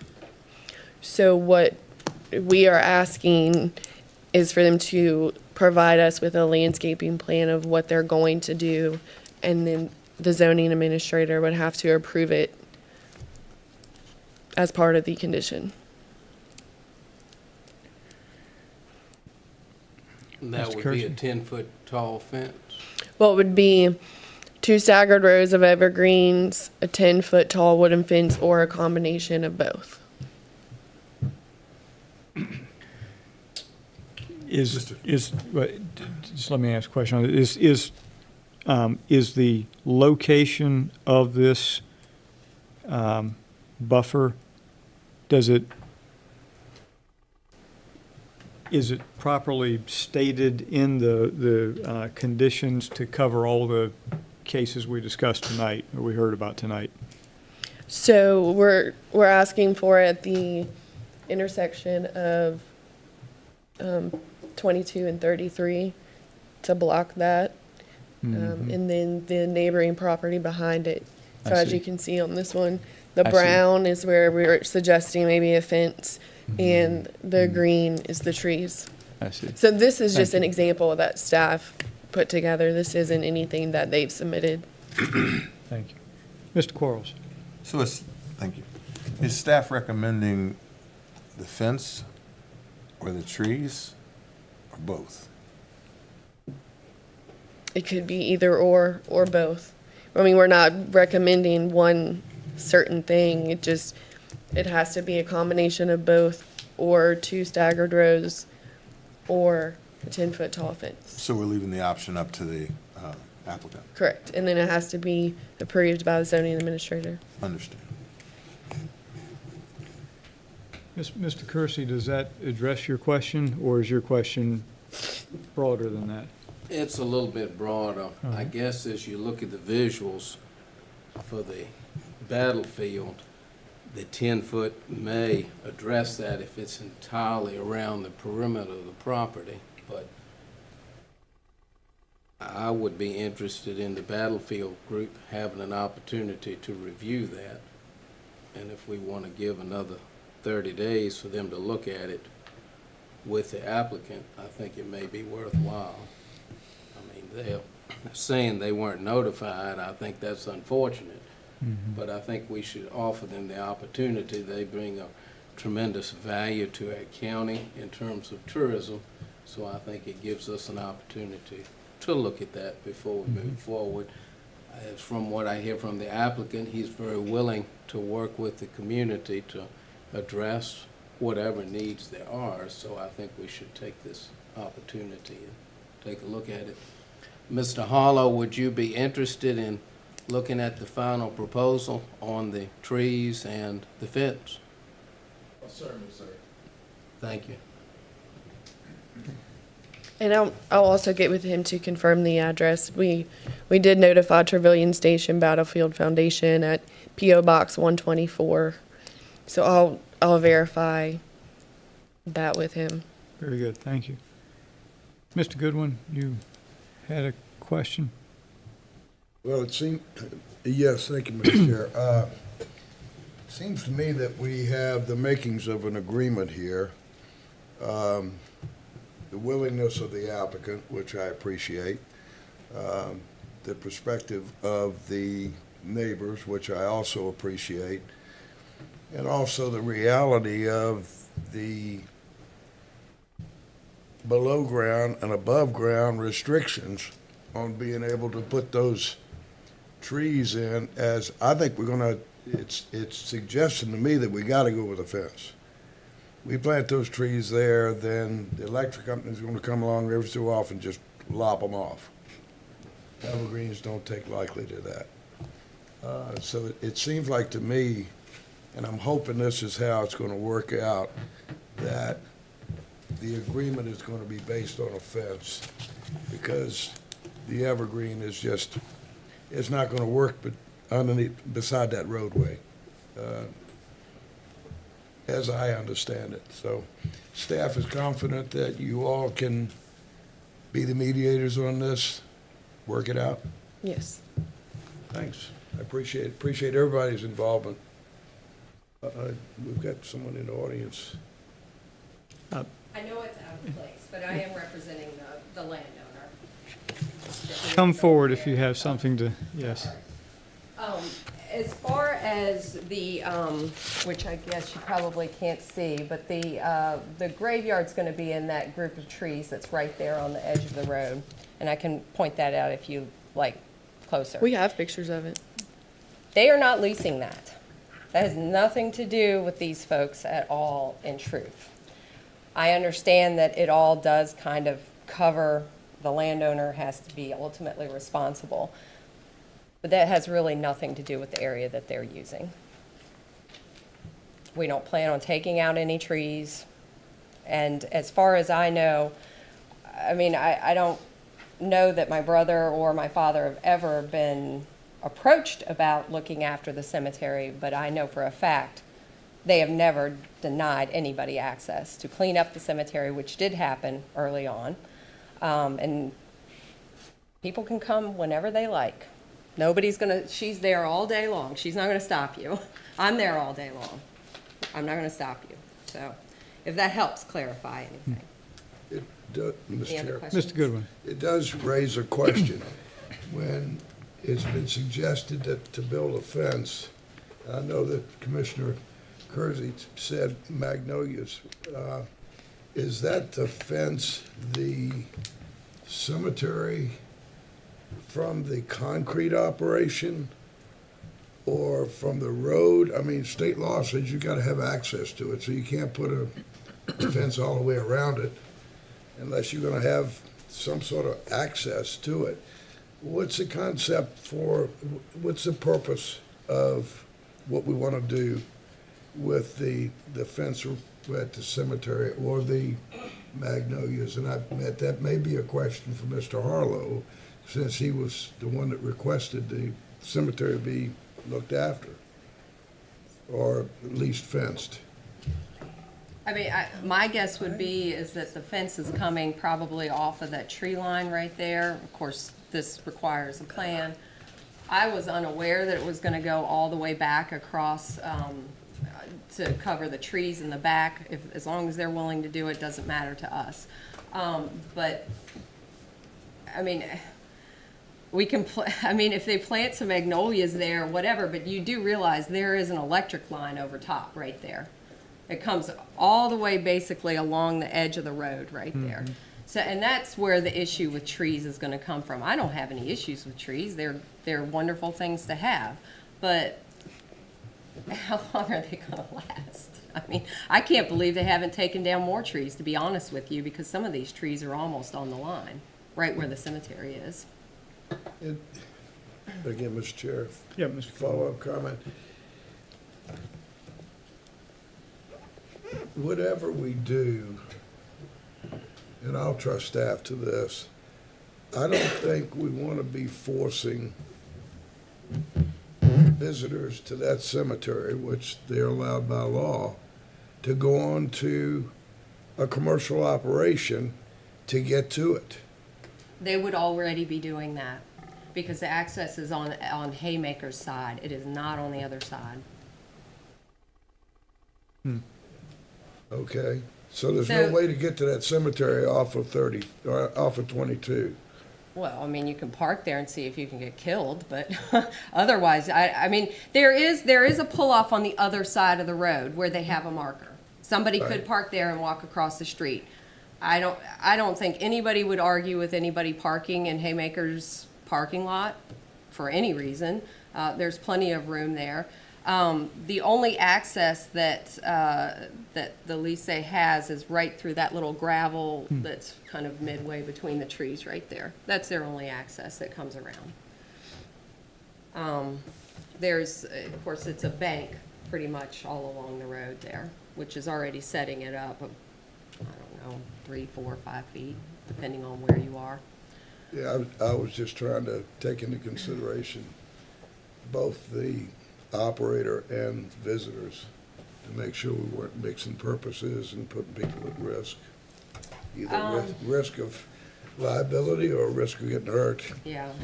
Yeah, I mean, honestly, right now, I would say all that falls squarely on Haymaker. Okay. Which is an interesting thought Yeah. that I bet nobody has thought of when they're talking about insurance. Yeah. Well, thank you. Thank all of you and Ms. Reynolds, Chair. before you, don't walk away just yet. Mr. Goode. I'm willing to let staff be a mediator in this and see if we can come to some conclusion.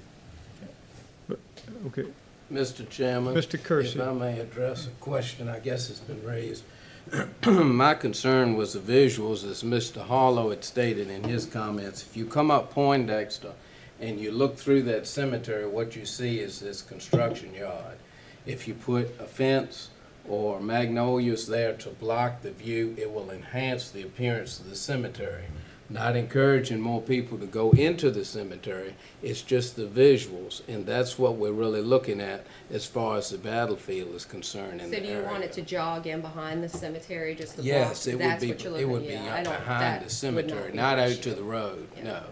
No, but if you come up Poindexter, it's not a very attractive visual. I go through there fairly often, and it's not.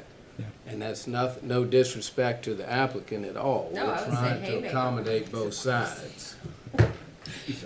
Sorry, I didn't Very mean to good. interrupt. Thank you. Yeah, no, Haymaker probably makes it worse, truthfully. Well, we're not discussing that. That's not the application tonight. So, Ms. Reynolds, just briefly, because I was just curious about the operations, and since you're standing here at the podium, you may be able to comment on that. So there's no mixing going on at the site. You have concrete trucks on the site with no concrete trucks. He has 3 trucks. 2 are operating trucks. One is there as a spare part, whatever. Yeah. That was the one that took a dive over here across the street. So what he does is he loads the 4 components: gravel, sand, water, cement. Loads them in his truck, all separate, and drives to wherever and mixes it on site. So he is a mobile concrete unit. All right. So he mixes it in his concrete truck In his truck. on site. The truck and then- itself mixes, yeah. Right, okay, that's what I was trying to get to. So, so once he's finished, washout is wherever the site is, so there's no washout on site, is there any maintenance of vehicles on site? I'm sorry, say that again? Maintenance of trucks, vehicles on site? I'm sure he probably changes the oil, but anything major goes next door to Haymaker. Okay, all right. Very good. That was the bulk of my questions then. Mr. Goode, The Mr. Brooks. silo they refer to, how tall is this silo? I guess it's for the cement. I don't know for sure, it's definitely over 10 feet, but it's actually a trailer if you lay it down, so it's on an axle, so it should be 20-something feet. I can try to get a measurement for you. Okay. I do have a picture of it if you want to see it on my tablet. I can show it I see it right there. No, that'd be fine. It looks like a grain silo is what it probably really was designed for. Yep, I noticed, yeah. Right there. All right, You Nita, might be do able that. to zoom in. It's a PowerPoint. So that's it right there. That's a And solid that's right there. That's the color of it. Yep. Mm-hmm. Okay. And that particular one, a Oh, picture yeah. of it's Yeah, yeah, about 15, 20 feet. Probably about 20 Solid. feet, maybe. Okay. The truck should be a little under 12 foot. Do you have the one with the truck parked Yep. under? Yeah, I do have a picture of the truck parked underneath of it. I can show you. Sorry, I just made this go longer. So yeah, so that's the truck right there, and that's the silo right beside it. And I know So that the truck will truck's go on a about- 12-foot door, so Yeah. it's under 12 foot. Okay. And that would be setting back. Have y'all got it on site now? You should be able to see it in this picture here. That's the silo there. Okay. That little gray tube. And all of this I've moved, just, you can't even see it from the road. That was a carport and a shipping container, and I was parking trucks down there and everything. But once I realized how it looked coming off 613, I've been trying to clean it up and then do the fence or whatever Okay. we get planned here. Okay, thank you. Any other questions? Just Ms. one Brooks? of staff, I guess. If you go back to the picture where y'all had highlighted the part of a triangle. Whoops, that was it. It was there. No, the one where you had highlighted where you thought, I think where the fence was gonna be going. Right there. Is that what that's representing? That brown highlighted line is where y'all proposed for the fence to go? Is that correct? Yeah, well, that was the And example or- that staff came up with, yeah. But that's to be determined after you see a landscape plan. Okay. Addressing Mr. Curtis's concerns with the visual from both sides, whether it's the battlefield side or the street side. Okay, thank you.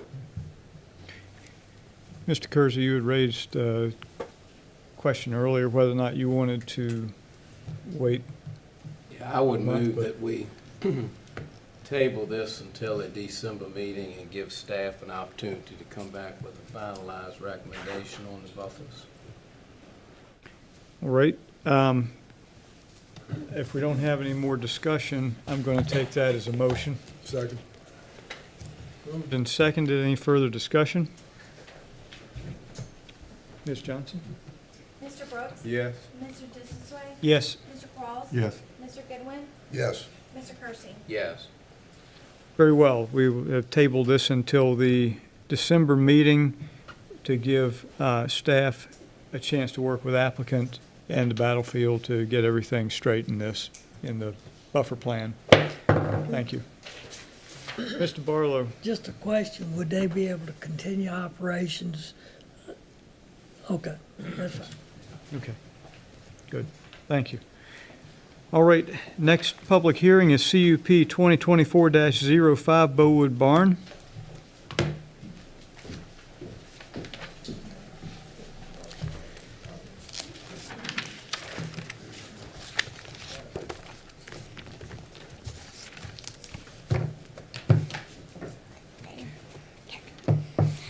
Good evening, Chairman and members of the Planning Commission. My name is Kayla Polycrones, and I'm an associate planner with the Louisa County Community Development Department. Before you tonight is a conditional use permit for a special occasion facility requested by Mary Bland, owner of Bowood Barn.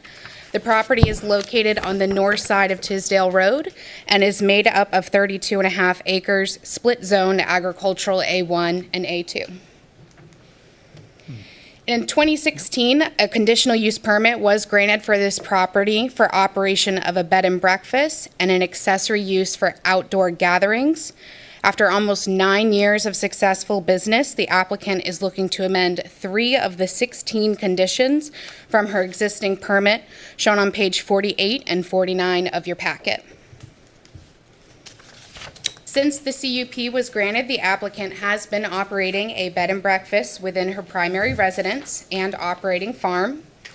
Prior to the 2016 conditional use permit issuance, a 3,200 square foot barn was erected for agricultural operations. The applicant has converted the barn into an event space that hosts weddings, private events, and the annual Louisa County High School prom. However, these uses align with the definition of special occasion facility and not the permitted use of outdoor gatherings. Our code defines outdoor gatherings as event types such as music festivals, carnivals, and other outdoor events attracting more than 200 people in an open space at one time. This is not the type of event that this applicant is hosting or intends on hosting. We are proposing condition number 8 be updated to no more than 25 special occasions per year. The next condition the applicant is requesting is in regards to the vegetative buffer. On this slide, you can see the aerial images of the vegetated buffer over the years. We're proposing that the language of condition number 15 just be updated to maintain existing vegetative buffer. A site visit on November 1st confirmed all structures are screened from view from adjacent properties and from Tisdale Road, and has plenty of, as you can see, deciduous and evergreen in the buffer. Lastly, for the past 3 years, Bowood Barn has successfully hosted the annual Louisa County High School prom. The applicant is requesting condition number 16 expand to include this specific event by adding this special occasion facility may be used by a civic use for the annual Louisa County High School prom with a maximum occupancy of 600 persons. Staff has received a grass parking plan from the applicant, which is included in your staff report, and staff confirmed the viability of this plan on our recent site visit. In addition, the Louisa County High School Athletic Department has provided staff with a written safety narrative for this event shown on page 55 and 56 of your packet. Both the applicant and staff believe the impact of this conditional use would be minimal to Louisa County public facilities. Further detail can be found in your staff report on this.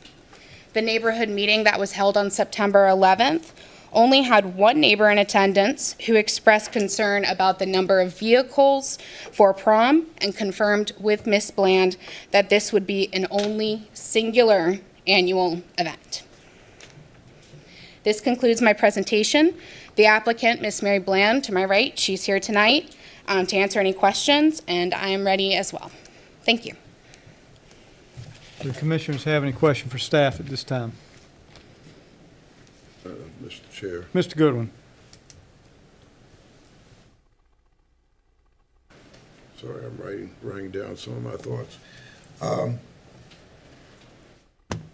It almost seems like we're designing for use, and that use is somewhere around 600 people.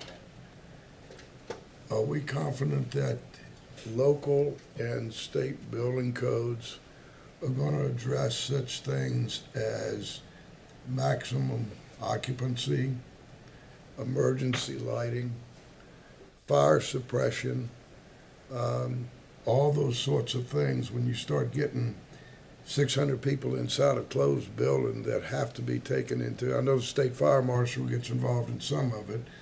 Do we have all of that codified so that when these 600 people arrive, yes, they're going to be safe? Yes. So the safety narrative that's outlined that the Louisa County High School staff talks about how they direct traffic, provide additional lighting. They have 2 school resource officers that are there on site during that event. And then as far as building code goes, she's currently working with the building department to make sure everything is up to code. You good on that? Yes, sir. We met with the applicant on site with the building official, and they've been working with her on improvements and getting everything up to code. Yep. Okay. I spoke with the building official today. He said they're on track. They're just waiting on third-party inspections. Restrooms, handicap, all Yes, sir. that sort of stuff. I mean, I have my idea of what a barn is, and it's, some things have got to change. Oh, yeah. If you Okay. saw the inside, it is Okay, thank you. very renovated. Thank you, Mr. Yes, Chair. sir. Mr. Chairman, Mr. Brooks, or would you rather wait after public hearing? you can go ahead.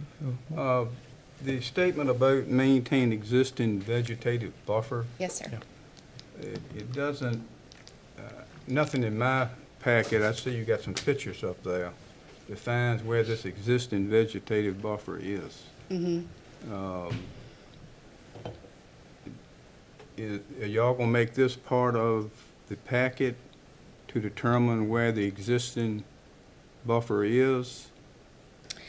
In case 10 years from now, somebody from the county goes up there and says, this buffer's not the same. How do we Correct. define where that was or is? Correct. So we can tell from the setbacks of the building and the agricultural barn that's now the vent space to the property lines. But as far as measuring the vegetated buffer, Can that existing plat, the plat that I saw in that packet that was sent to the owners when they originally got this, we do have a site plan from 2016, but that one does not have on it where the buffer currently is. would it be, is it enough on that plat to show where this is, some reference of where this 200-foot buffer is? To maintain an existing buffer and not know where it is, it's kind of a tough job. Right. Do you think, Linda, that we could maybe do almost like a site plan submittal showing where the existing buffers are on a plat? So it's cut off, and I'm not sure, I have the big one here. yeah. One of the site plan from 2016, it does show the existing tree line. And is that the buffer? So maybe just something highlighted on that to attach to this. We could add on to the condition that the existing buffer as shown on the 2016 site plan as the existing tree line That would be be great. maintained, expand the wording. Something that somebody down the road can Something pick that's this definitive. up and know what we're talking about, because Absolutely. if I picked it up 10 years from now, I can't say where it is. I understand. Okay, that'd be great. So we can reference the site plan shown on this date, provided the existing buffer on this site plan. Correct. Okay. I guess I'm going to follow up on that question, because that was one of my questions, the vague nature of it. But, so originally, it was approved, a vegetative buffer 200 feet shall be maintained. Why is that not possible now to do that? It actually wasn't possible when the condition was made. The barn was already there in 2013, I believe, had been permitted and didn't have 200-foot setbacks all the way around. So what you're actually asking for is a reduction in the buffer given, 200 feet, and calling it existing now, is what you're saying. So because you're saying you didn't have 200-foot buffer to begin with. Right. It's not really a reduction to the buffer. It just wasn't a condition she was able to meet when it was given. Based on the current location of the. Right. She'd have to tear down her barn and move it 100 feet over. Well, I understand. So therefore, there was not a 200-foot buffer to begin with. Correct, sir. Okay, so I see. At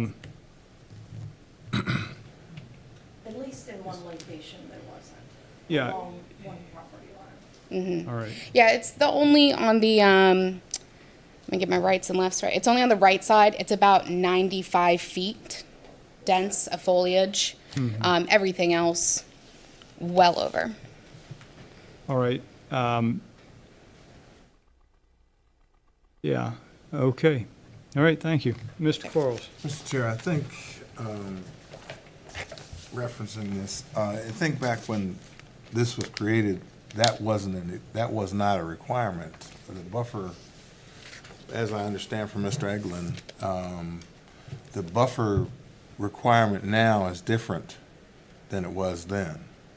And this is why you only have a certain amount on a certain side. So now this has come before us again, and now there's a requirement. That's where the issue was.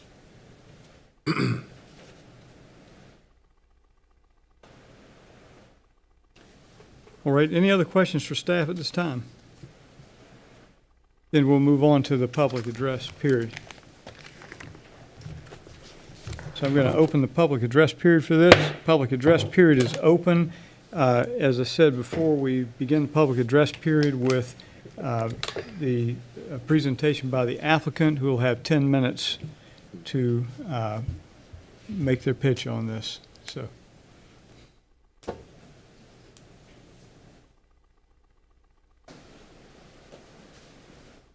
Good evening, Commissioner and Chairman and staff. I firstly want to say thank you for your dedication and outstanding service to Louisa. I've been completely impressed. Since you finished with the buffer, all I can say is, like Kayla said, you know, the barn was in existence prior to the application process for the first CUP. Unless I move my barn, I can't meet that 200-foot requirement.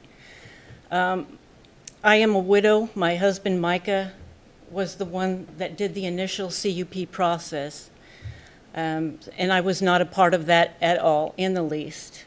So this is all new to me as well. The 600 people and the prom coming, I must say, is a life highlight for me. My heart has always been to serve, and to serve the community, and especially the kids of Louisa, is just out there.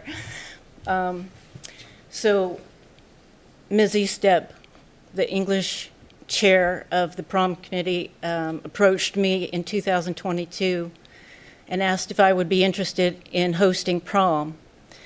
And my knees buckled and I about fell to the ground in joy that this opportunity would come to me to serve my community, which I love so much. And I said, absolutely, with all my heart. And so we've had 3 successful proms. The first year, Mr. Downey was the high school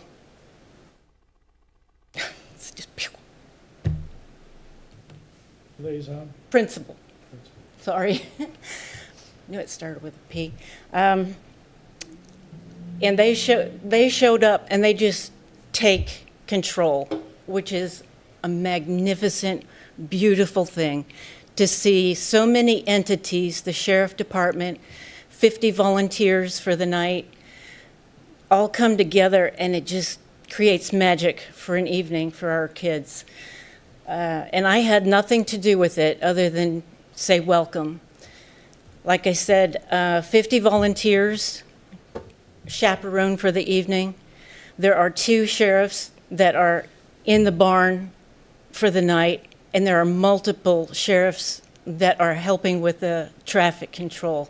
And I just get elated every year to see this all just smoothly work out, and to get positive feedback from the kids, from the staff, and all the entities that it touches, you know, the parents and such. Other than that, it was never our intent to be hosting carnivals or huge, loud gatherings it has always been along the lines of this special occasions facility. I get along fantastically with all my neighbors. They came out and supported us when we were applying for the CUP, which was, I hear, doesn't happen very often. So it has brought to light to me with my neighbor coming forward and saying she doesn't want it. What was the word she used? She wasn't so much on, she supports my business, I do know that. But she doesn't like that night with all of the traffic because my driveway goes right by her house. And it made me think, oh my gosh, I thought all of Louisa was on board with the kids of Louisa. And so I've decided that should this process go forward and I am allowed to continue to serve the community with prom, I would put a sign up giving the date of prom so that as my neighbors are traveling Tisdale Road, they can anticipate that night. Not everybody has somebody in high school and knows that date, but it's good for me to let them know, all know when prom is and to anticipate that. So that was a refreshing thing for me to hear that. And she totally, Donna, meant that in a constructive criticism way. She's a fantastic neighbor. But that's pretty much all I have to say. All right. As nervous as I am. You're doing fine. I apologize. Thank you, Ms. Bland. Thank you. All right. Would anyone like to come forward and speak on this application?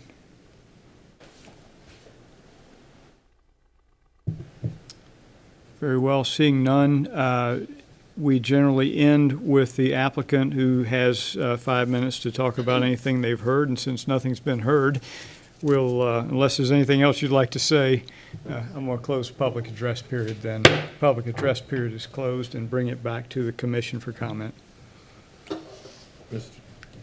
Well, either one. Mr. Goodwin. Thank you, Mr. Chair. Question for applicant and depending on the answer, staff.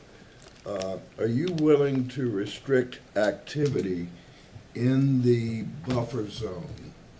And by that I mean fire pits, tables,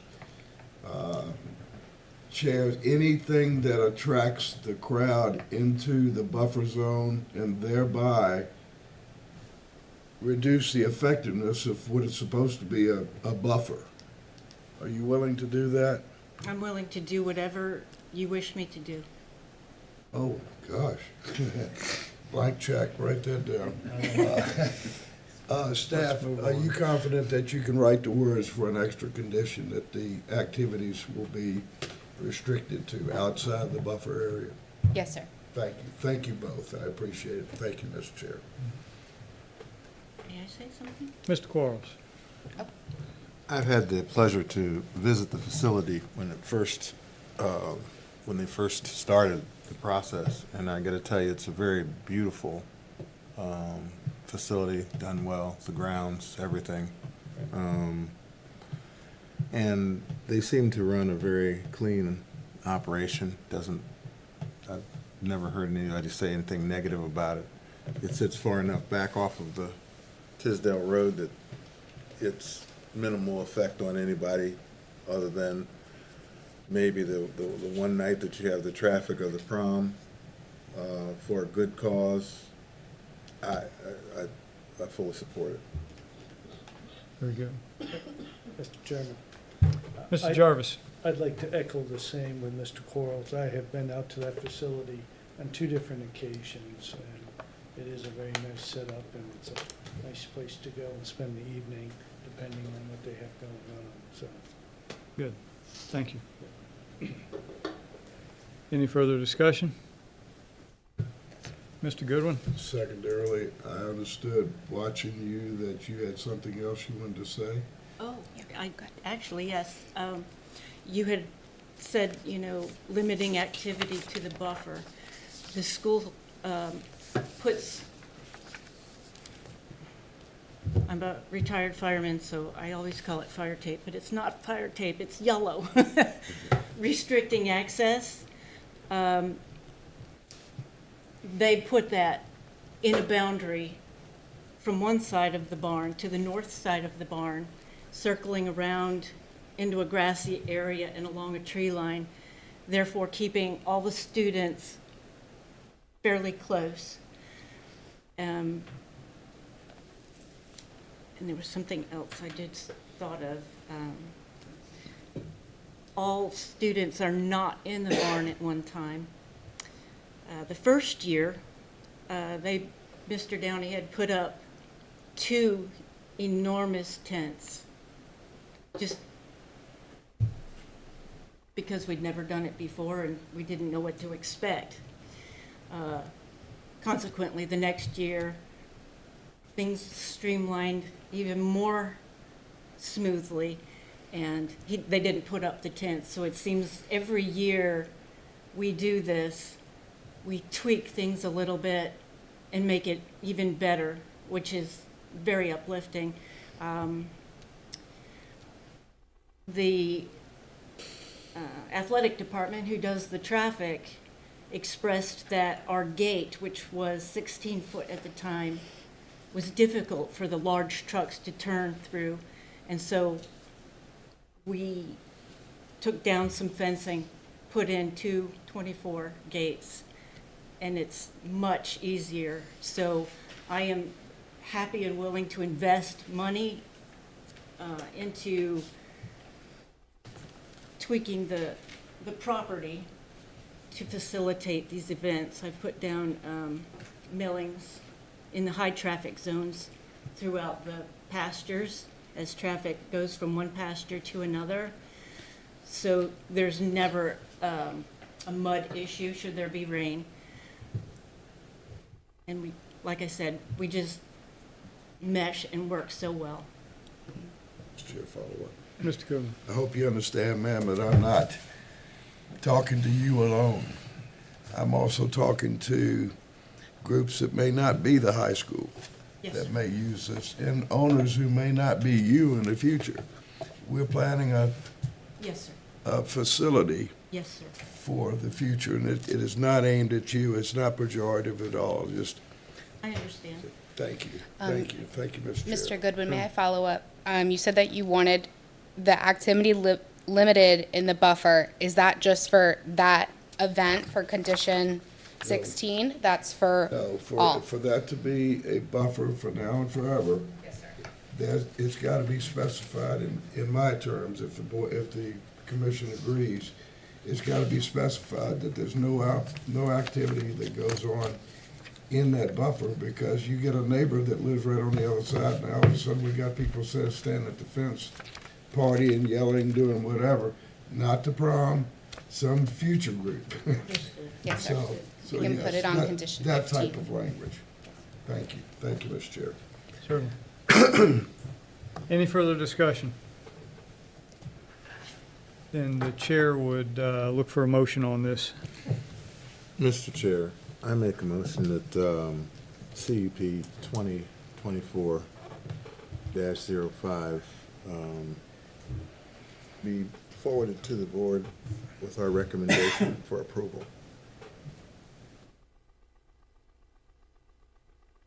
Does that include the additional proffer condition? Proffer conditions that Mr. Goodwin laid out. Very good. I second. We have a motion and a second. Any further discussion? Very well. Then, Ms. Johnson, roll call vote, please. Mr. Brooks? Yes. Mr. Disasway? Yes. Mr.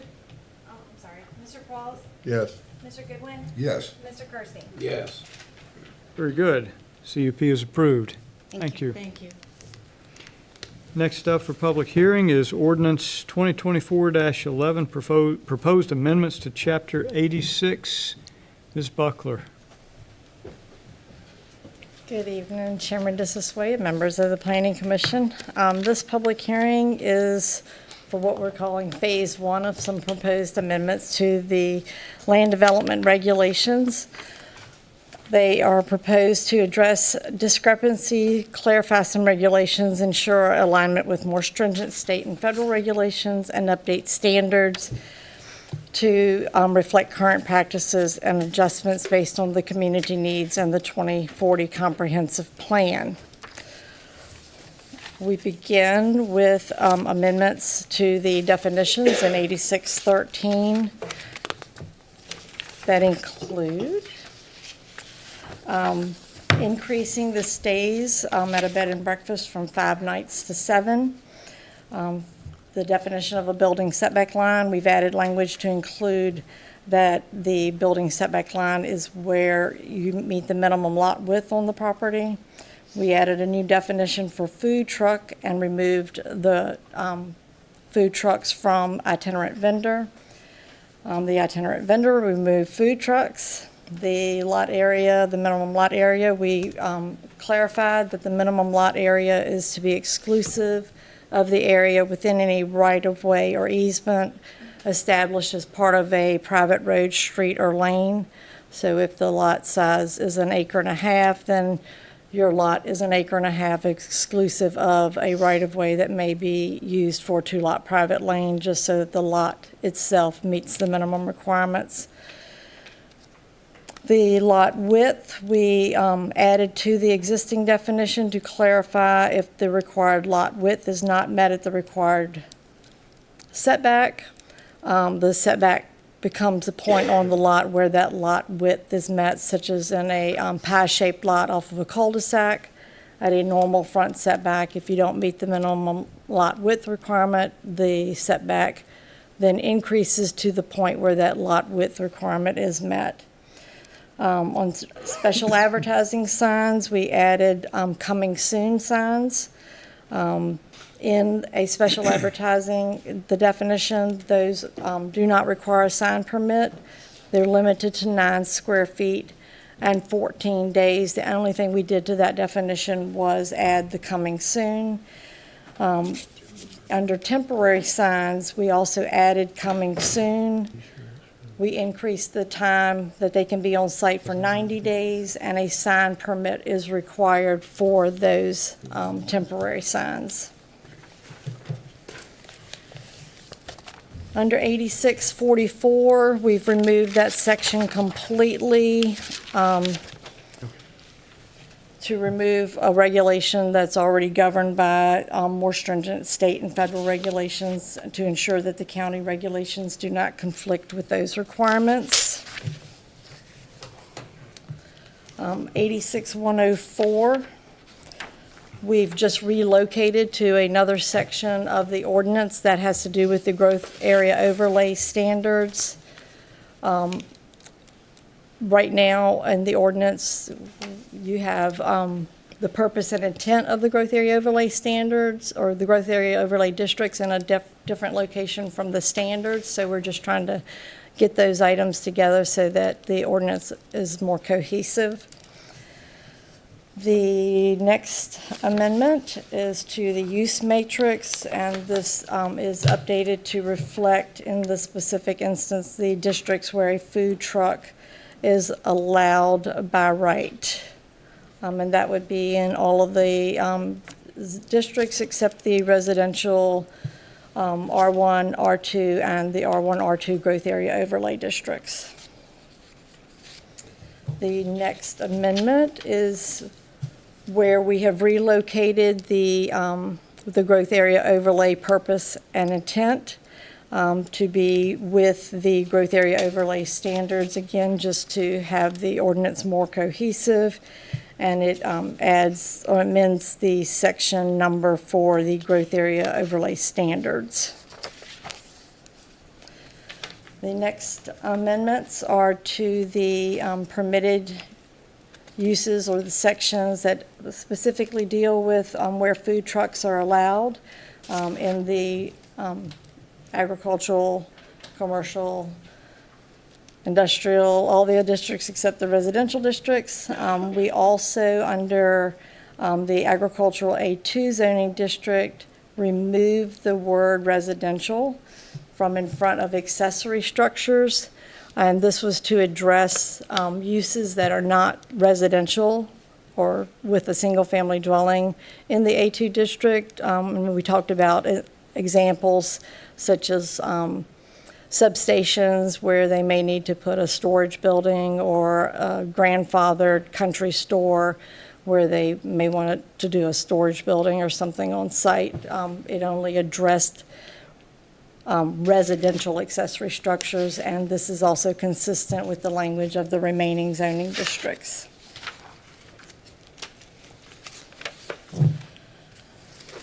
The next section that a lot of the amendments involve are in the subdivision section of the ordinance for streets and alleys, and this is where we've included language where all new internal subdivision streets, regardless of the zoning, that the road plan review, inspection, and certifications are all done by a third-party inspection firm, removing that from the current process of forwarding those plans to VDOT for review and approval. We've added language for the road maintenance agreements for roads that are intended to be taken into the state system. And this is codifying a policy that's been in place for about 10 years now. We also added an additional section that further expands on the requirement of a road maintenance agreement for private subdivision streets. We talked about in the work session, we had added language about plats dedicating the land for road areas and the county's obligation for making any of those improvements. And it's after discussion in the work session at this time, we'd probably recommend that we take that out of the consideration for tonight so that we can look at that further. We've also, in connection with removing 8644 and the conditional use permit requirement for sewer systems with a point source discharge, we've added language in 86570 that where the county would, in addition to any notifications by the state or federal agencies, also, once we are notified, provide notification to adjoining property owners as a courtesy.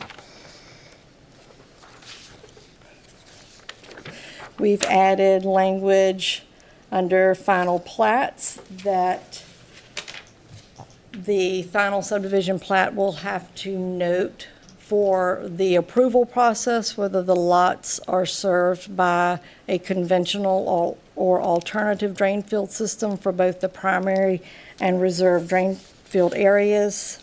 And that's in order that while the location may move during the construction process, but for the approval of the subdivision, the buyer is aware of whether the lot was approved for conventional or an alternative system, which can add quite a bit of additional cost to construction purposes.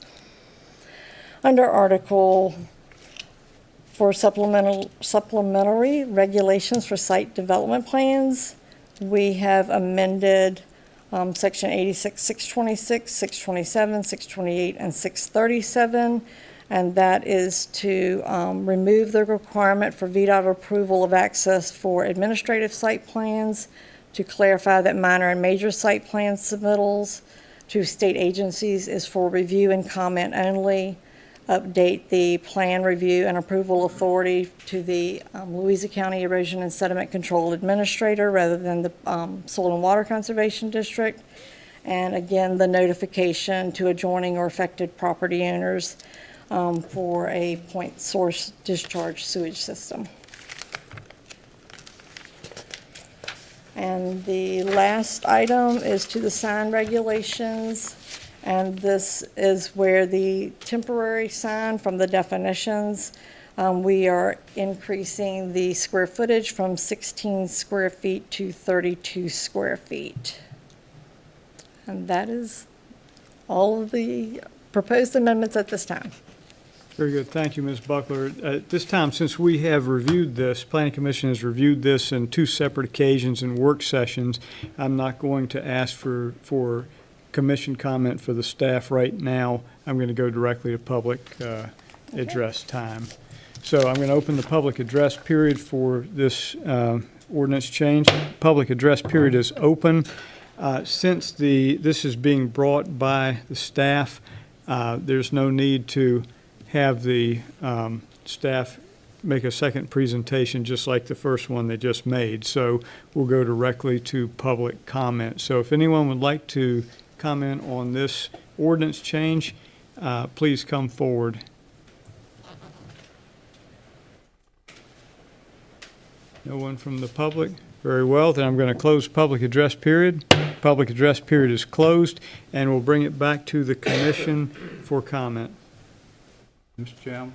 Mr. Brooks. I've got one question for Ms. Buckler, if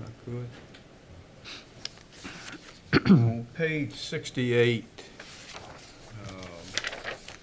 item D, upon the completion of construction, as-built plans will be required from the developer's engineer as part of the final certification by the third engineer.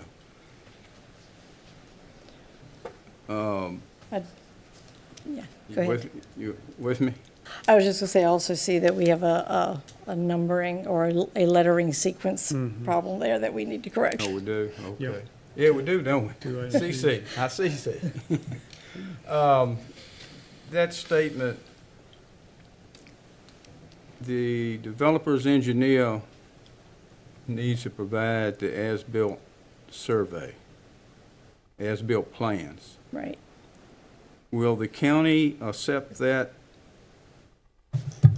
third-party certification if he takes the as-built that the developer's engineer says the as-built is XYZ? Then the third-party engineer can say, based on plans provided by the developer's engineer, this is in compliance with the VDOT and county requirements. Right. Is that? That is the intent, yes, sir. That is the intent. Okay. You have any comment to that, Mr. Barlow? It was also a concern of mine. It's, in other words, the engineer that goes out, whether they do a subdivision road or, what we have done in the past with VDOT, I did one on Anderson Mills subdivision, we had to do an as-built survey. Well, we did it, and then we did an as-built, but at that time, VDOT would be, in essence, the third party. Right. They were gonna take our as-built, review it, and because we're certifying to the as-built, so they used that. And one of the questions, the way we were talking about this previously, when it was still at the board level and they were talking about a third party taking VDOT's place, you would add a tremendous cost to the road plans if another firm had to come in, and I read something in here that it was a county approved, just as an example, that it might be Timmons or one that's on the county approved list. And if they had to come back in and decide they need, for them to certify, they needed to do the as-built, you've added a tremendous amount of cost to one of these things. So what I was trying to get clarified was if the engineer, the first engineer that did the road plans, goes back in and does an as-built and certifies to it, and pretty much he's put his license on the line. So would that qualify as the third party is what I'm getting at? On the few projects where we have, for private road projects, the thought process from various staff has been that they wanted a separate, independent, third party to do the final approval of all of the documents and not the firm that did the plans. But we are open to whatever your recommendations are. I mean, I understand the. And where VDOT would be normally Right. the approver of that as-built plan, we don't have the staff to, because VDOT is still gonna look at it and accept it. We don't have the engineers on staff to do that. Yeah, I completely understand the thought process. That third party is somebody else basically taking VDOT's place. Right. I think we've had the discussion, and like we sent it sort of straight on to the planning commission, but it was like we were trying to cover the what ifs, and also we're trying to, we talk a lot about affordable housing and stuff like that, but if you have to have a totally separate engineer come in and they have to do the as-built and that kind of thing, you're just driving the cost up tremendously. Whereas if the original engineer, he signed off on the initial plans, and if he puts his name on the line and certifies to an as-built, then, I would think that would cover it. Was curious to see if that would qualify as the third party. And maybe I'm misunderstanding. So the design engineer would do the as-built of the road, and all we would be looking for from the third party is based on their plan review and their approval of the inspections, is to approve that as-built as meeting the plan approval through the inspection process, that is what was built. It wouldn't be that the third party would then also do another as-built. Is that? Yeah, I think we're talking about the same Okay, thing. It's okay. just in the ones that, I've been required to do as-builts in Hanover and Goochland, Right. and Louisa, if Right. it was going to VDOT. Right. A lot of times, here lately, now, it used to be Mr. Mullins would just go out there and make revisions and didn't require an as-built, but where as-builts were required, then, we're signing off that, it has 36-inch pipes where it's supposed to be. That, in other words, the as-built constructed road meets what was done on the plans. And I think if somebody does an as-built and signs off on it, they've certified to it.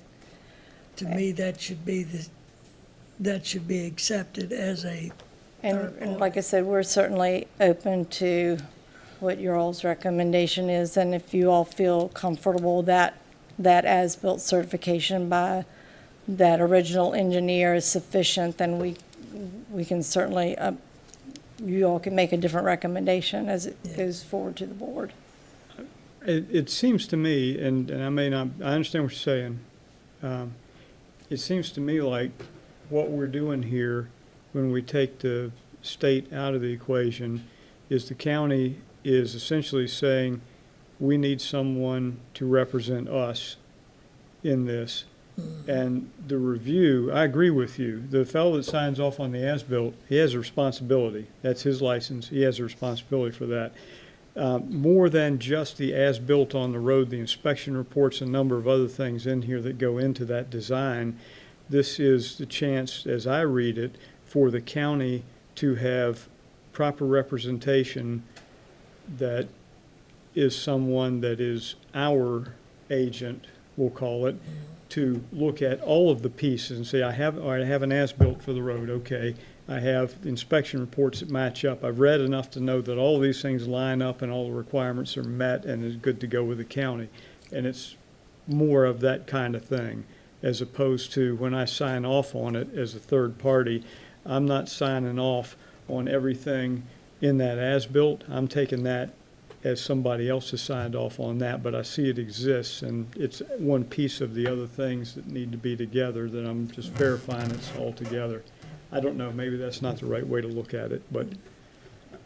I can see that for the review of the plans and profiles,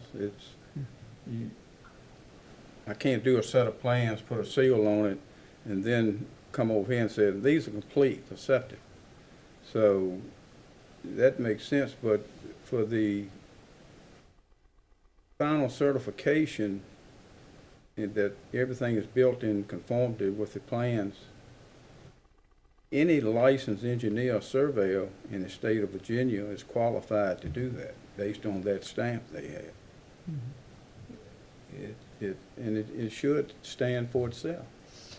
Why do you need somebody looking over their shoulder to say, yeah, it's right? Other than at the most, I would think the third party in the final certification shouldn't have to do anything more than to look at the as-built prepared by the project engineer and say, based on what he's provided, appears to be in substantial conformity. And I believe that's the intent of. And I think that's what we're trying to do here, but I still don't understand anything beyond that. I do understand it up in, I guess, paragraph A. We've got to have somebody review the plans that didn't prepare them. Kind of makes sense. Owner's review, more or less. Yeah. Even though we're not the owner, but yeah. Right. It's a similar thing. Because we don't have an engineer on staff, then, Right. as Mr. Disselsway said, we need somebody looking out for the county's interest, or as it is, we're looking out for VDOT's interest.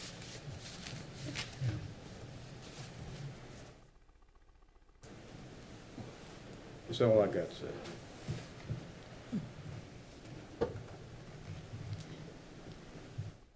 Any other questions or comments? Very well, then the chair would look for a motion on this ordinance change.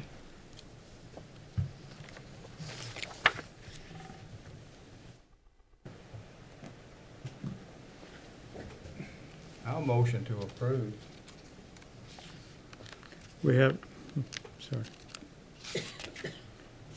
Understand the motion to approve would be as presented with the exception of item H, which has been removed on Article 3, Division 3, Section 4. Second. That's a correct motion? Removing. Correct. Okay. Yes, Great. removal of those two. All right, we have a motion and a second. Any further discussion?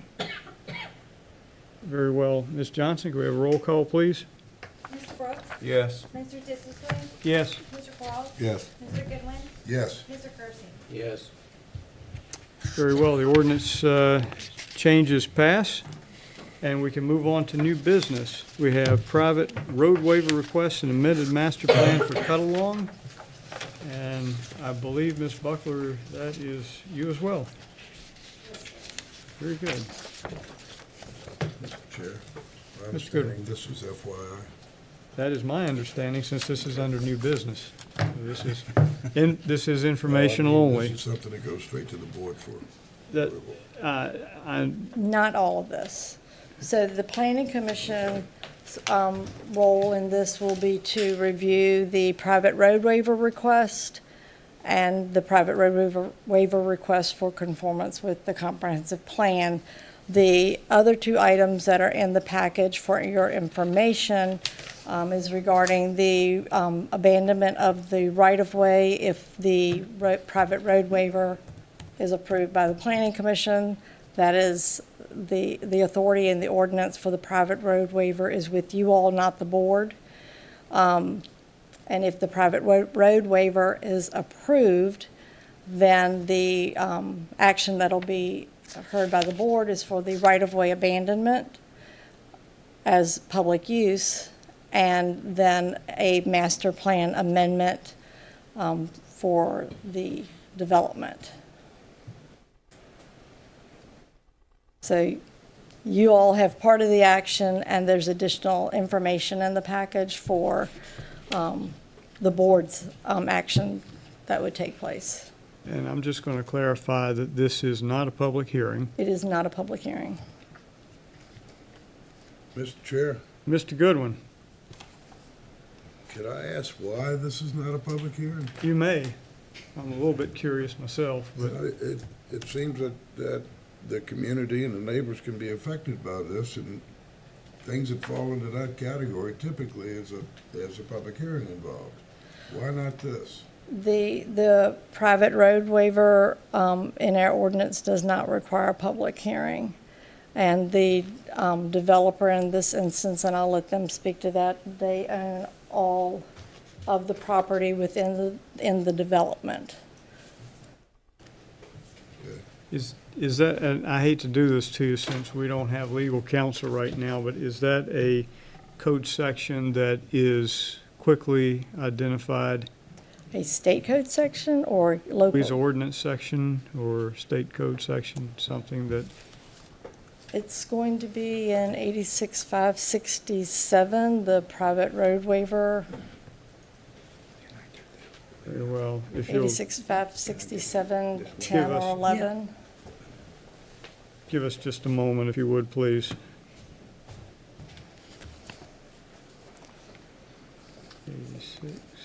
86-567.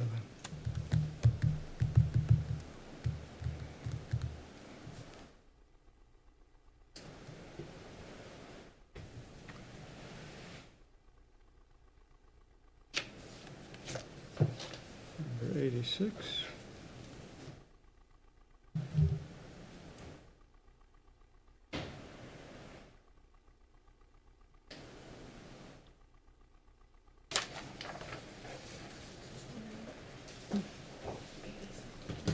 $567. It would be Gotta go great load more. if this actually worked well. Almost there. 67. Streets and alleys. Scroll on down. 569, 568, 567. 11. You got it on the screen? Good. That's 10. So private road design, it's 86-567-10, private road design. Private road design, when permitted, shall be approved by the Planning Commission as well as be certified by the licensed land surveyor or engineer preparing the plans or plats for the division of land. Certification shall be made in writing to the zoning administrator prior to issuance of any building permits. Unless approved as an exception by the agent and following approval by the Planning Commission, no private road or street shall be permitted shall be approved unless the Planning Commission finds that the location and design of the road are such as to take best advantage of unusual topography or environmental conditions, and appropriate provisions are made for continuing maintenance as approved by the agent. All private roads shall be designed and constructed according to the subdivision street requirements of the State Department of Transportation. And the provisions of 86-609 and 616 apply to private roads, and a performance bond as required by 86-611 shall be required with surety approved by the agent and must be filed prior to plat recordation. Could we go back just a second, Ms. Buckley? Right there.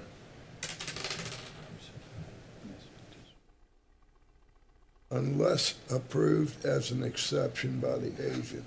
And following approval by the planning, is this the only thing we have approval authority of?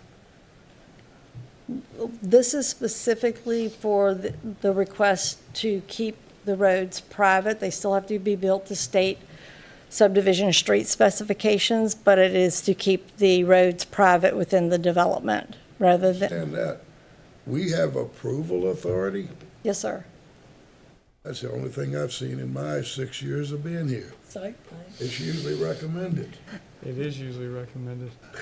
I'm not sure we get to approve a whole lot, but, I mean, I'm not sure this is a monumental thing, but it does Just enough appear, rope to hang yourself. it does appear to be approval authority. Very well.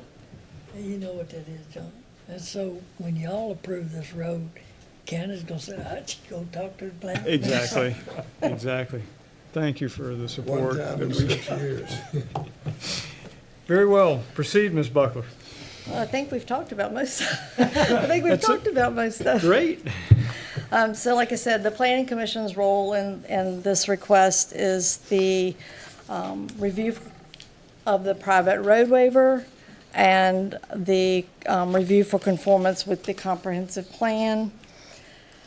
The board's action, like I said, would be abandonment of the right-of-way if the private road waiver is approved. And then they are also going to be reviewing an amendment to the master plan.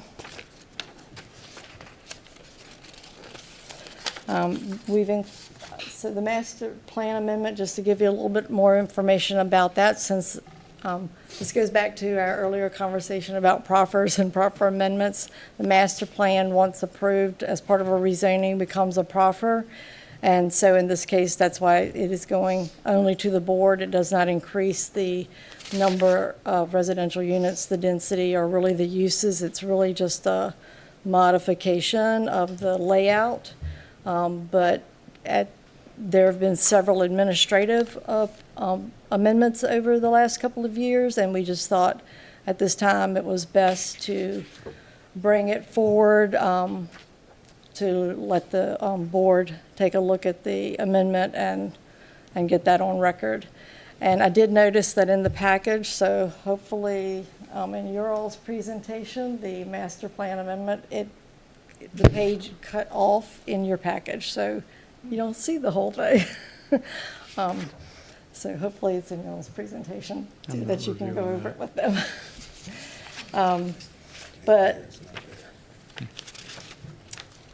So the property is located in the Lake Anna growth area. It's designated for low-density residential, bordering the mixed-use designation along the Route 208 corridor.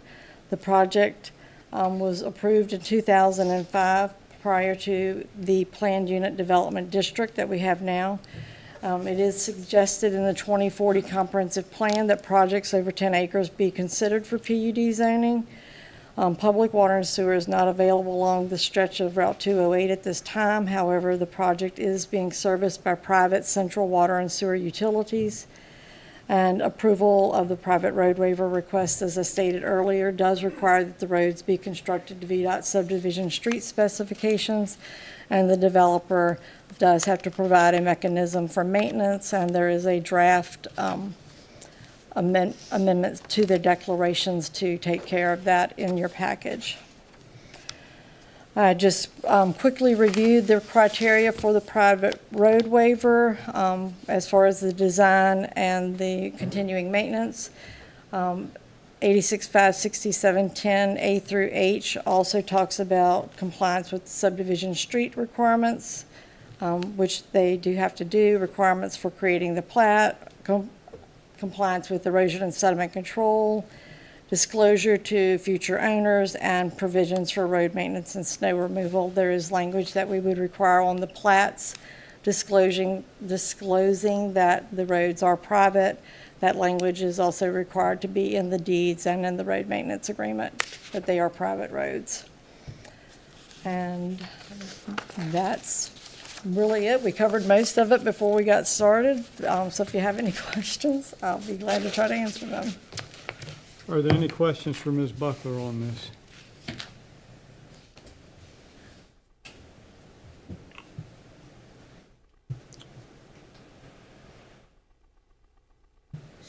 Mr. Barlow. Just a comment, and I think I understood what you said.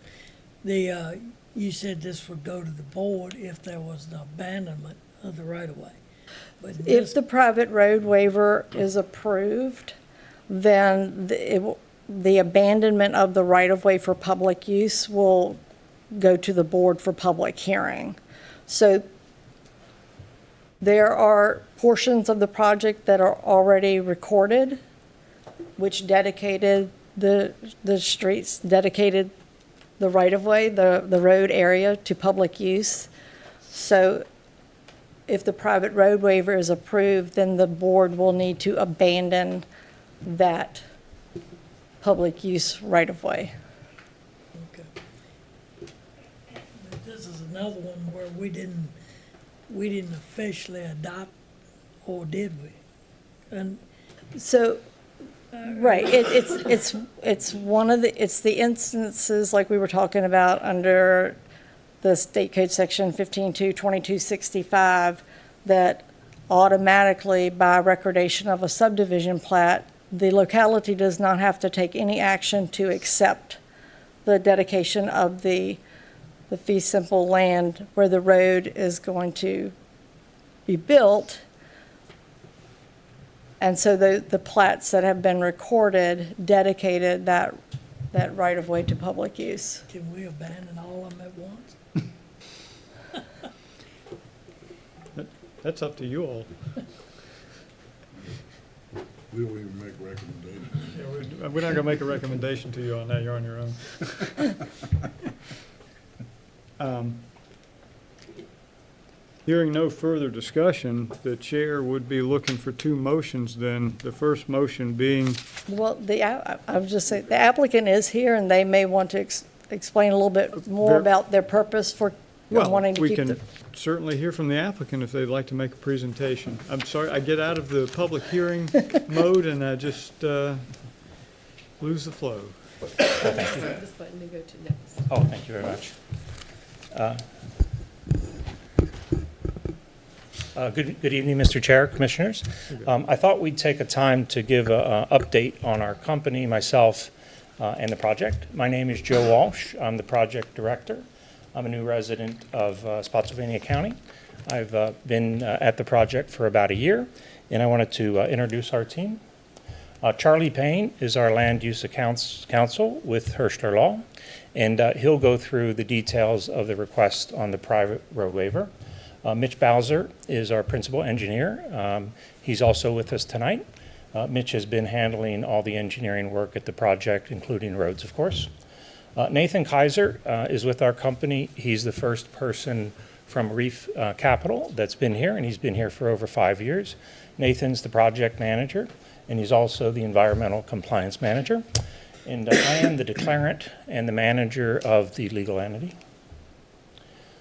You probably know a lot about Cut-Along. The original master plan was approved in 2005. Our company was a lender and then became the owner in 2018. And since then has invested over $40 million plus the funding that's come from the CDA. The CDA was about $22 million. There's still about $7 million left to be spent. We've had a lot happen in 2021. The course originally had 3 holes, has been completed. I've gotten some nice accolades as one of the top private courses in Virginia, and we're very proud of the course. And you'll see from our company that the PGA private course runs the theme in the other projects that we have. And then the best news that we've had was the first site plan approval and the groundbreaking that we had in August. We were honored. First of all, our photographer was supposed to get the photo of everyone's face and somehow missed that. We still paid her. She was a nice lady. So we had, you have to look under the hats. We were honored to have Mrs. Suzanne Yunkin. We also have invited her to come back for the ribbon cutting, and she was quite the speaker. We had Mr. McCotter, Mr. Adams, and of course Mr. Kuhn from Development. And then the other 2 gentlemen in the photo are the Reef partners, and then our general contractor is a local contractor, Joe Femia. Here's the clubhouse. We will have a ribbon cutting in hopefully July. We've been very lucky with the weather. We think we'll be under roof in the next month.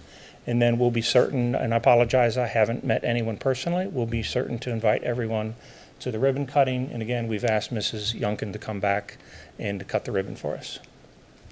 Here's a bit about our company. Our company is Reef Private Equity. We basically are an investor and a real estate developer. Our projects, the largest project our company has is in Black Desert Resort.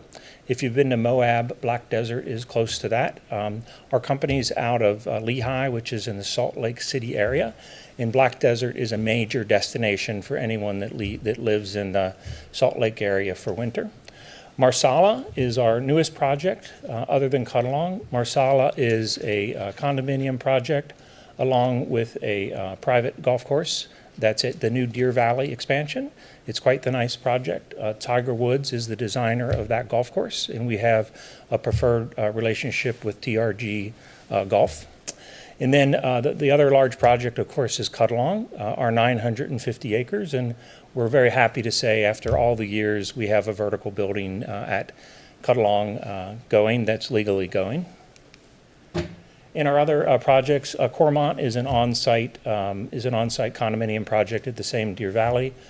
In Park City, there's the Main and Sky project. And then Cocoa Palms, our newest project, is in Kauai. If you're an Elvis Presley fan, this is where Blue Hawaii was filmed. And a hurricane took it out in the 90s, and it's been sitting in this unusual state for all these years. Our company acquired it, has worked through the entitlements, and is working with the Kimpton Group to develop a destination hotel. The private road waiver, this is the resort, and I think as was stated, as Mrs. Buckler said, the road waiver would only impact the individuals in our resort. Why are we asking for a private road waiver now? The roads were being developed, all roads are developed to VDOT standards, and it was the intention that the roads not be private, it was be public. We retained a sales agent. We're starting to sell our lots in our condominium product.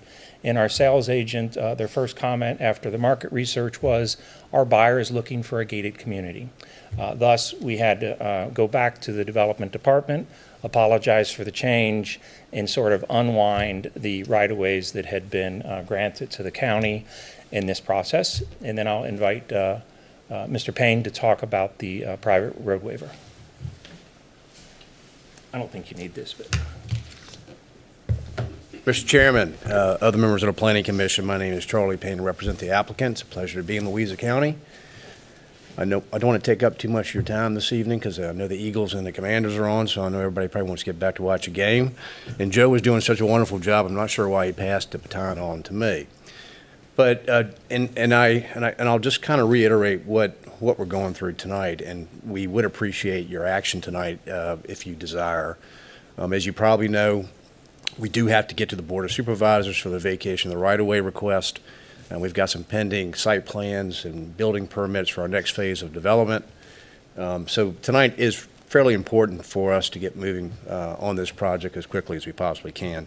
But there are really two actions that we're asking you to take this evening. One is called a 15.2-2232 review.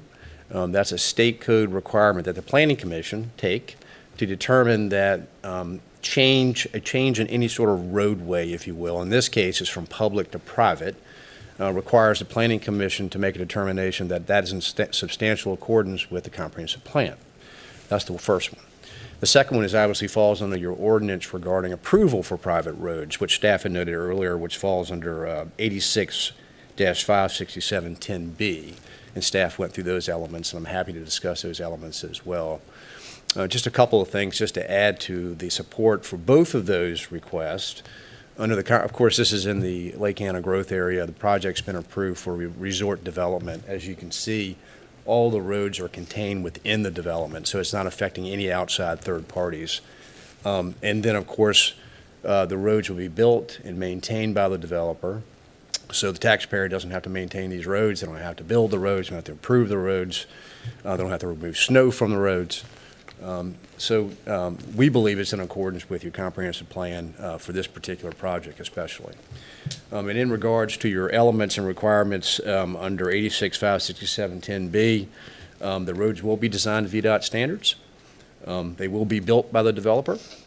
They will be used for private roads and to take advantage of the unusual topo and environmental conditions. So in that case, you can see here that all the roads are contained within the development, and of course, they're constructed to avoid any sort of environmentally sensitive areas, and of course, it's not too far from the lake. HOA will be required to maintain the roads. That's in your packet tonight. You'll see the amendment to the restrictive covenants that require the HOA to maintain the roads. There won't be any school bus services that will be required within the roads. No U.S. Postal Services will be required. And like I noted, the developer is going to be required to build the roads. With that, I'm happy to answer any questions you have. I appreciate your time this evening, and sorry to throw this on you. I know that you were probably thinking I'd get out of here early tonight, but this is important to the project, and we really appreciate your time on it. Any questions for the applicant? Mr. Goodwin? Yes, Mr. Chair. 2 questions. Yes, sir. Gated entrance, Yes, sir. will fire, EMS, law enforcement, county officials have access to whatever codes or cards or whatever they're gonna be used to get in there?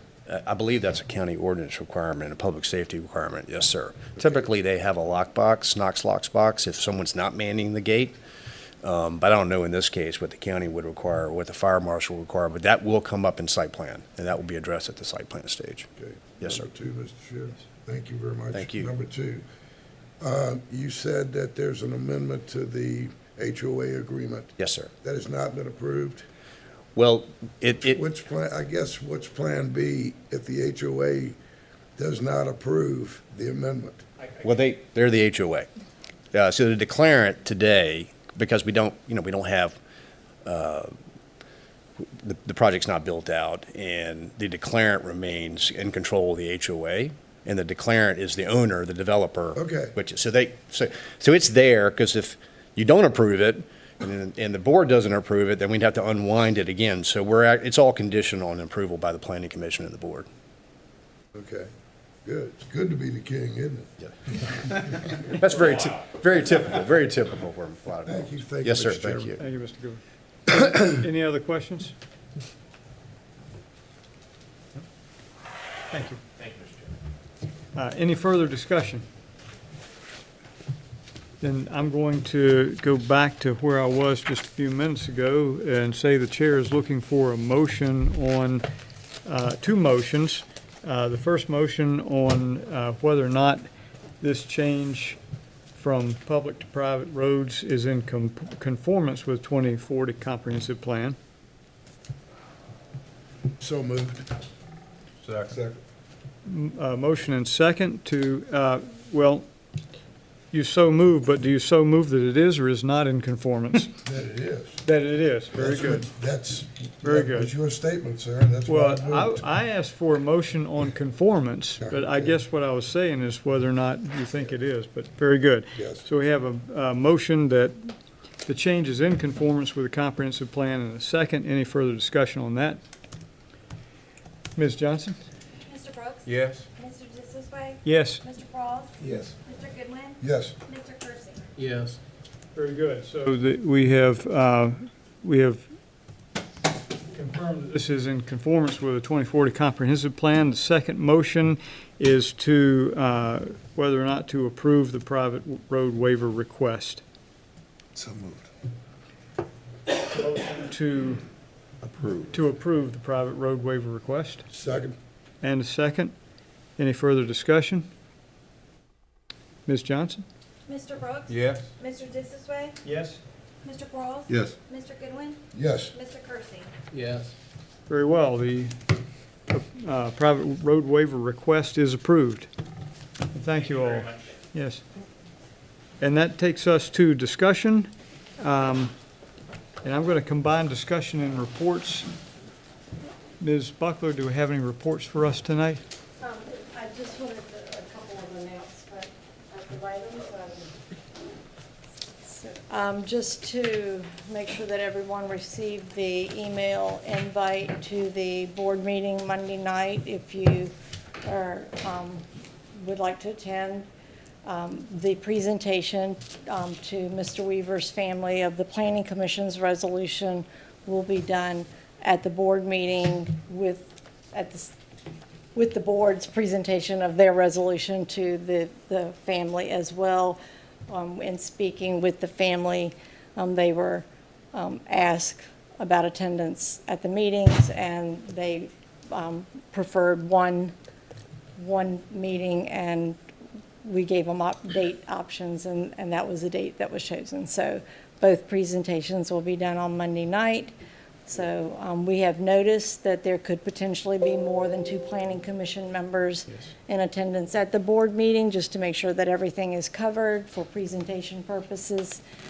So please come to the board meeting Monday night at 6 o'clock. The presentations are normally done pretty early in the board meeting.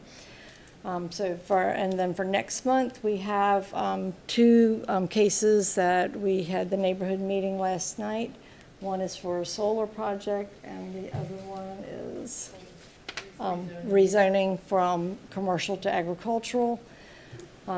It's old zoning, 1969. It had a legally non-conforming dwelling. He bought the property. He wants to do just some hobby farming, but in order to do that, would need to downzone to agricultural. We will bring back the application tonight for the concrete, the construction yard. We will have work session on focus areas and bring back proffer amendments. And if I've missed anything, please tell me. And the board did approve the proffer amendment for the buffer at the November 4th board meeting for Mr. Tolley. And that's all I have. Mr. Chair, Mr. Goodwin.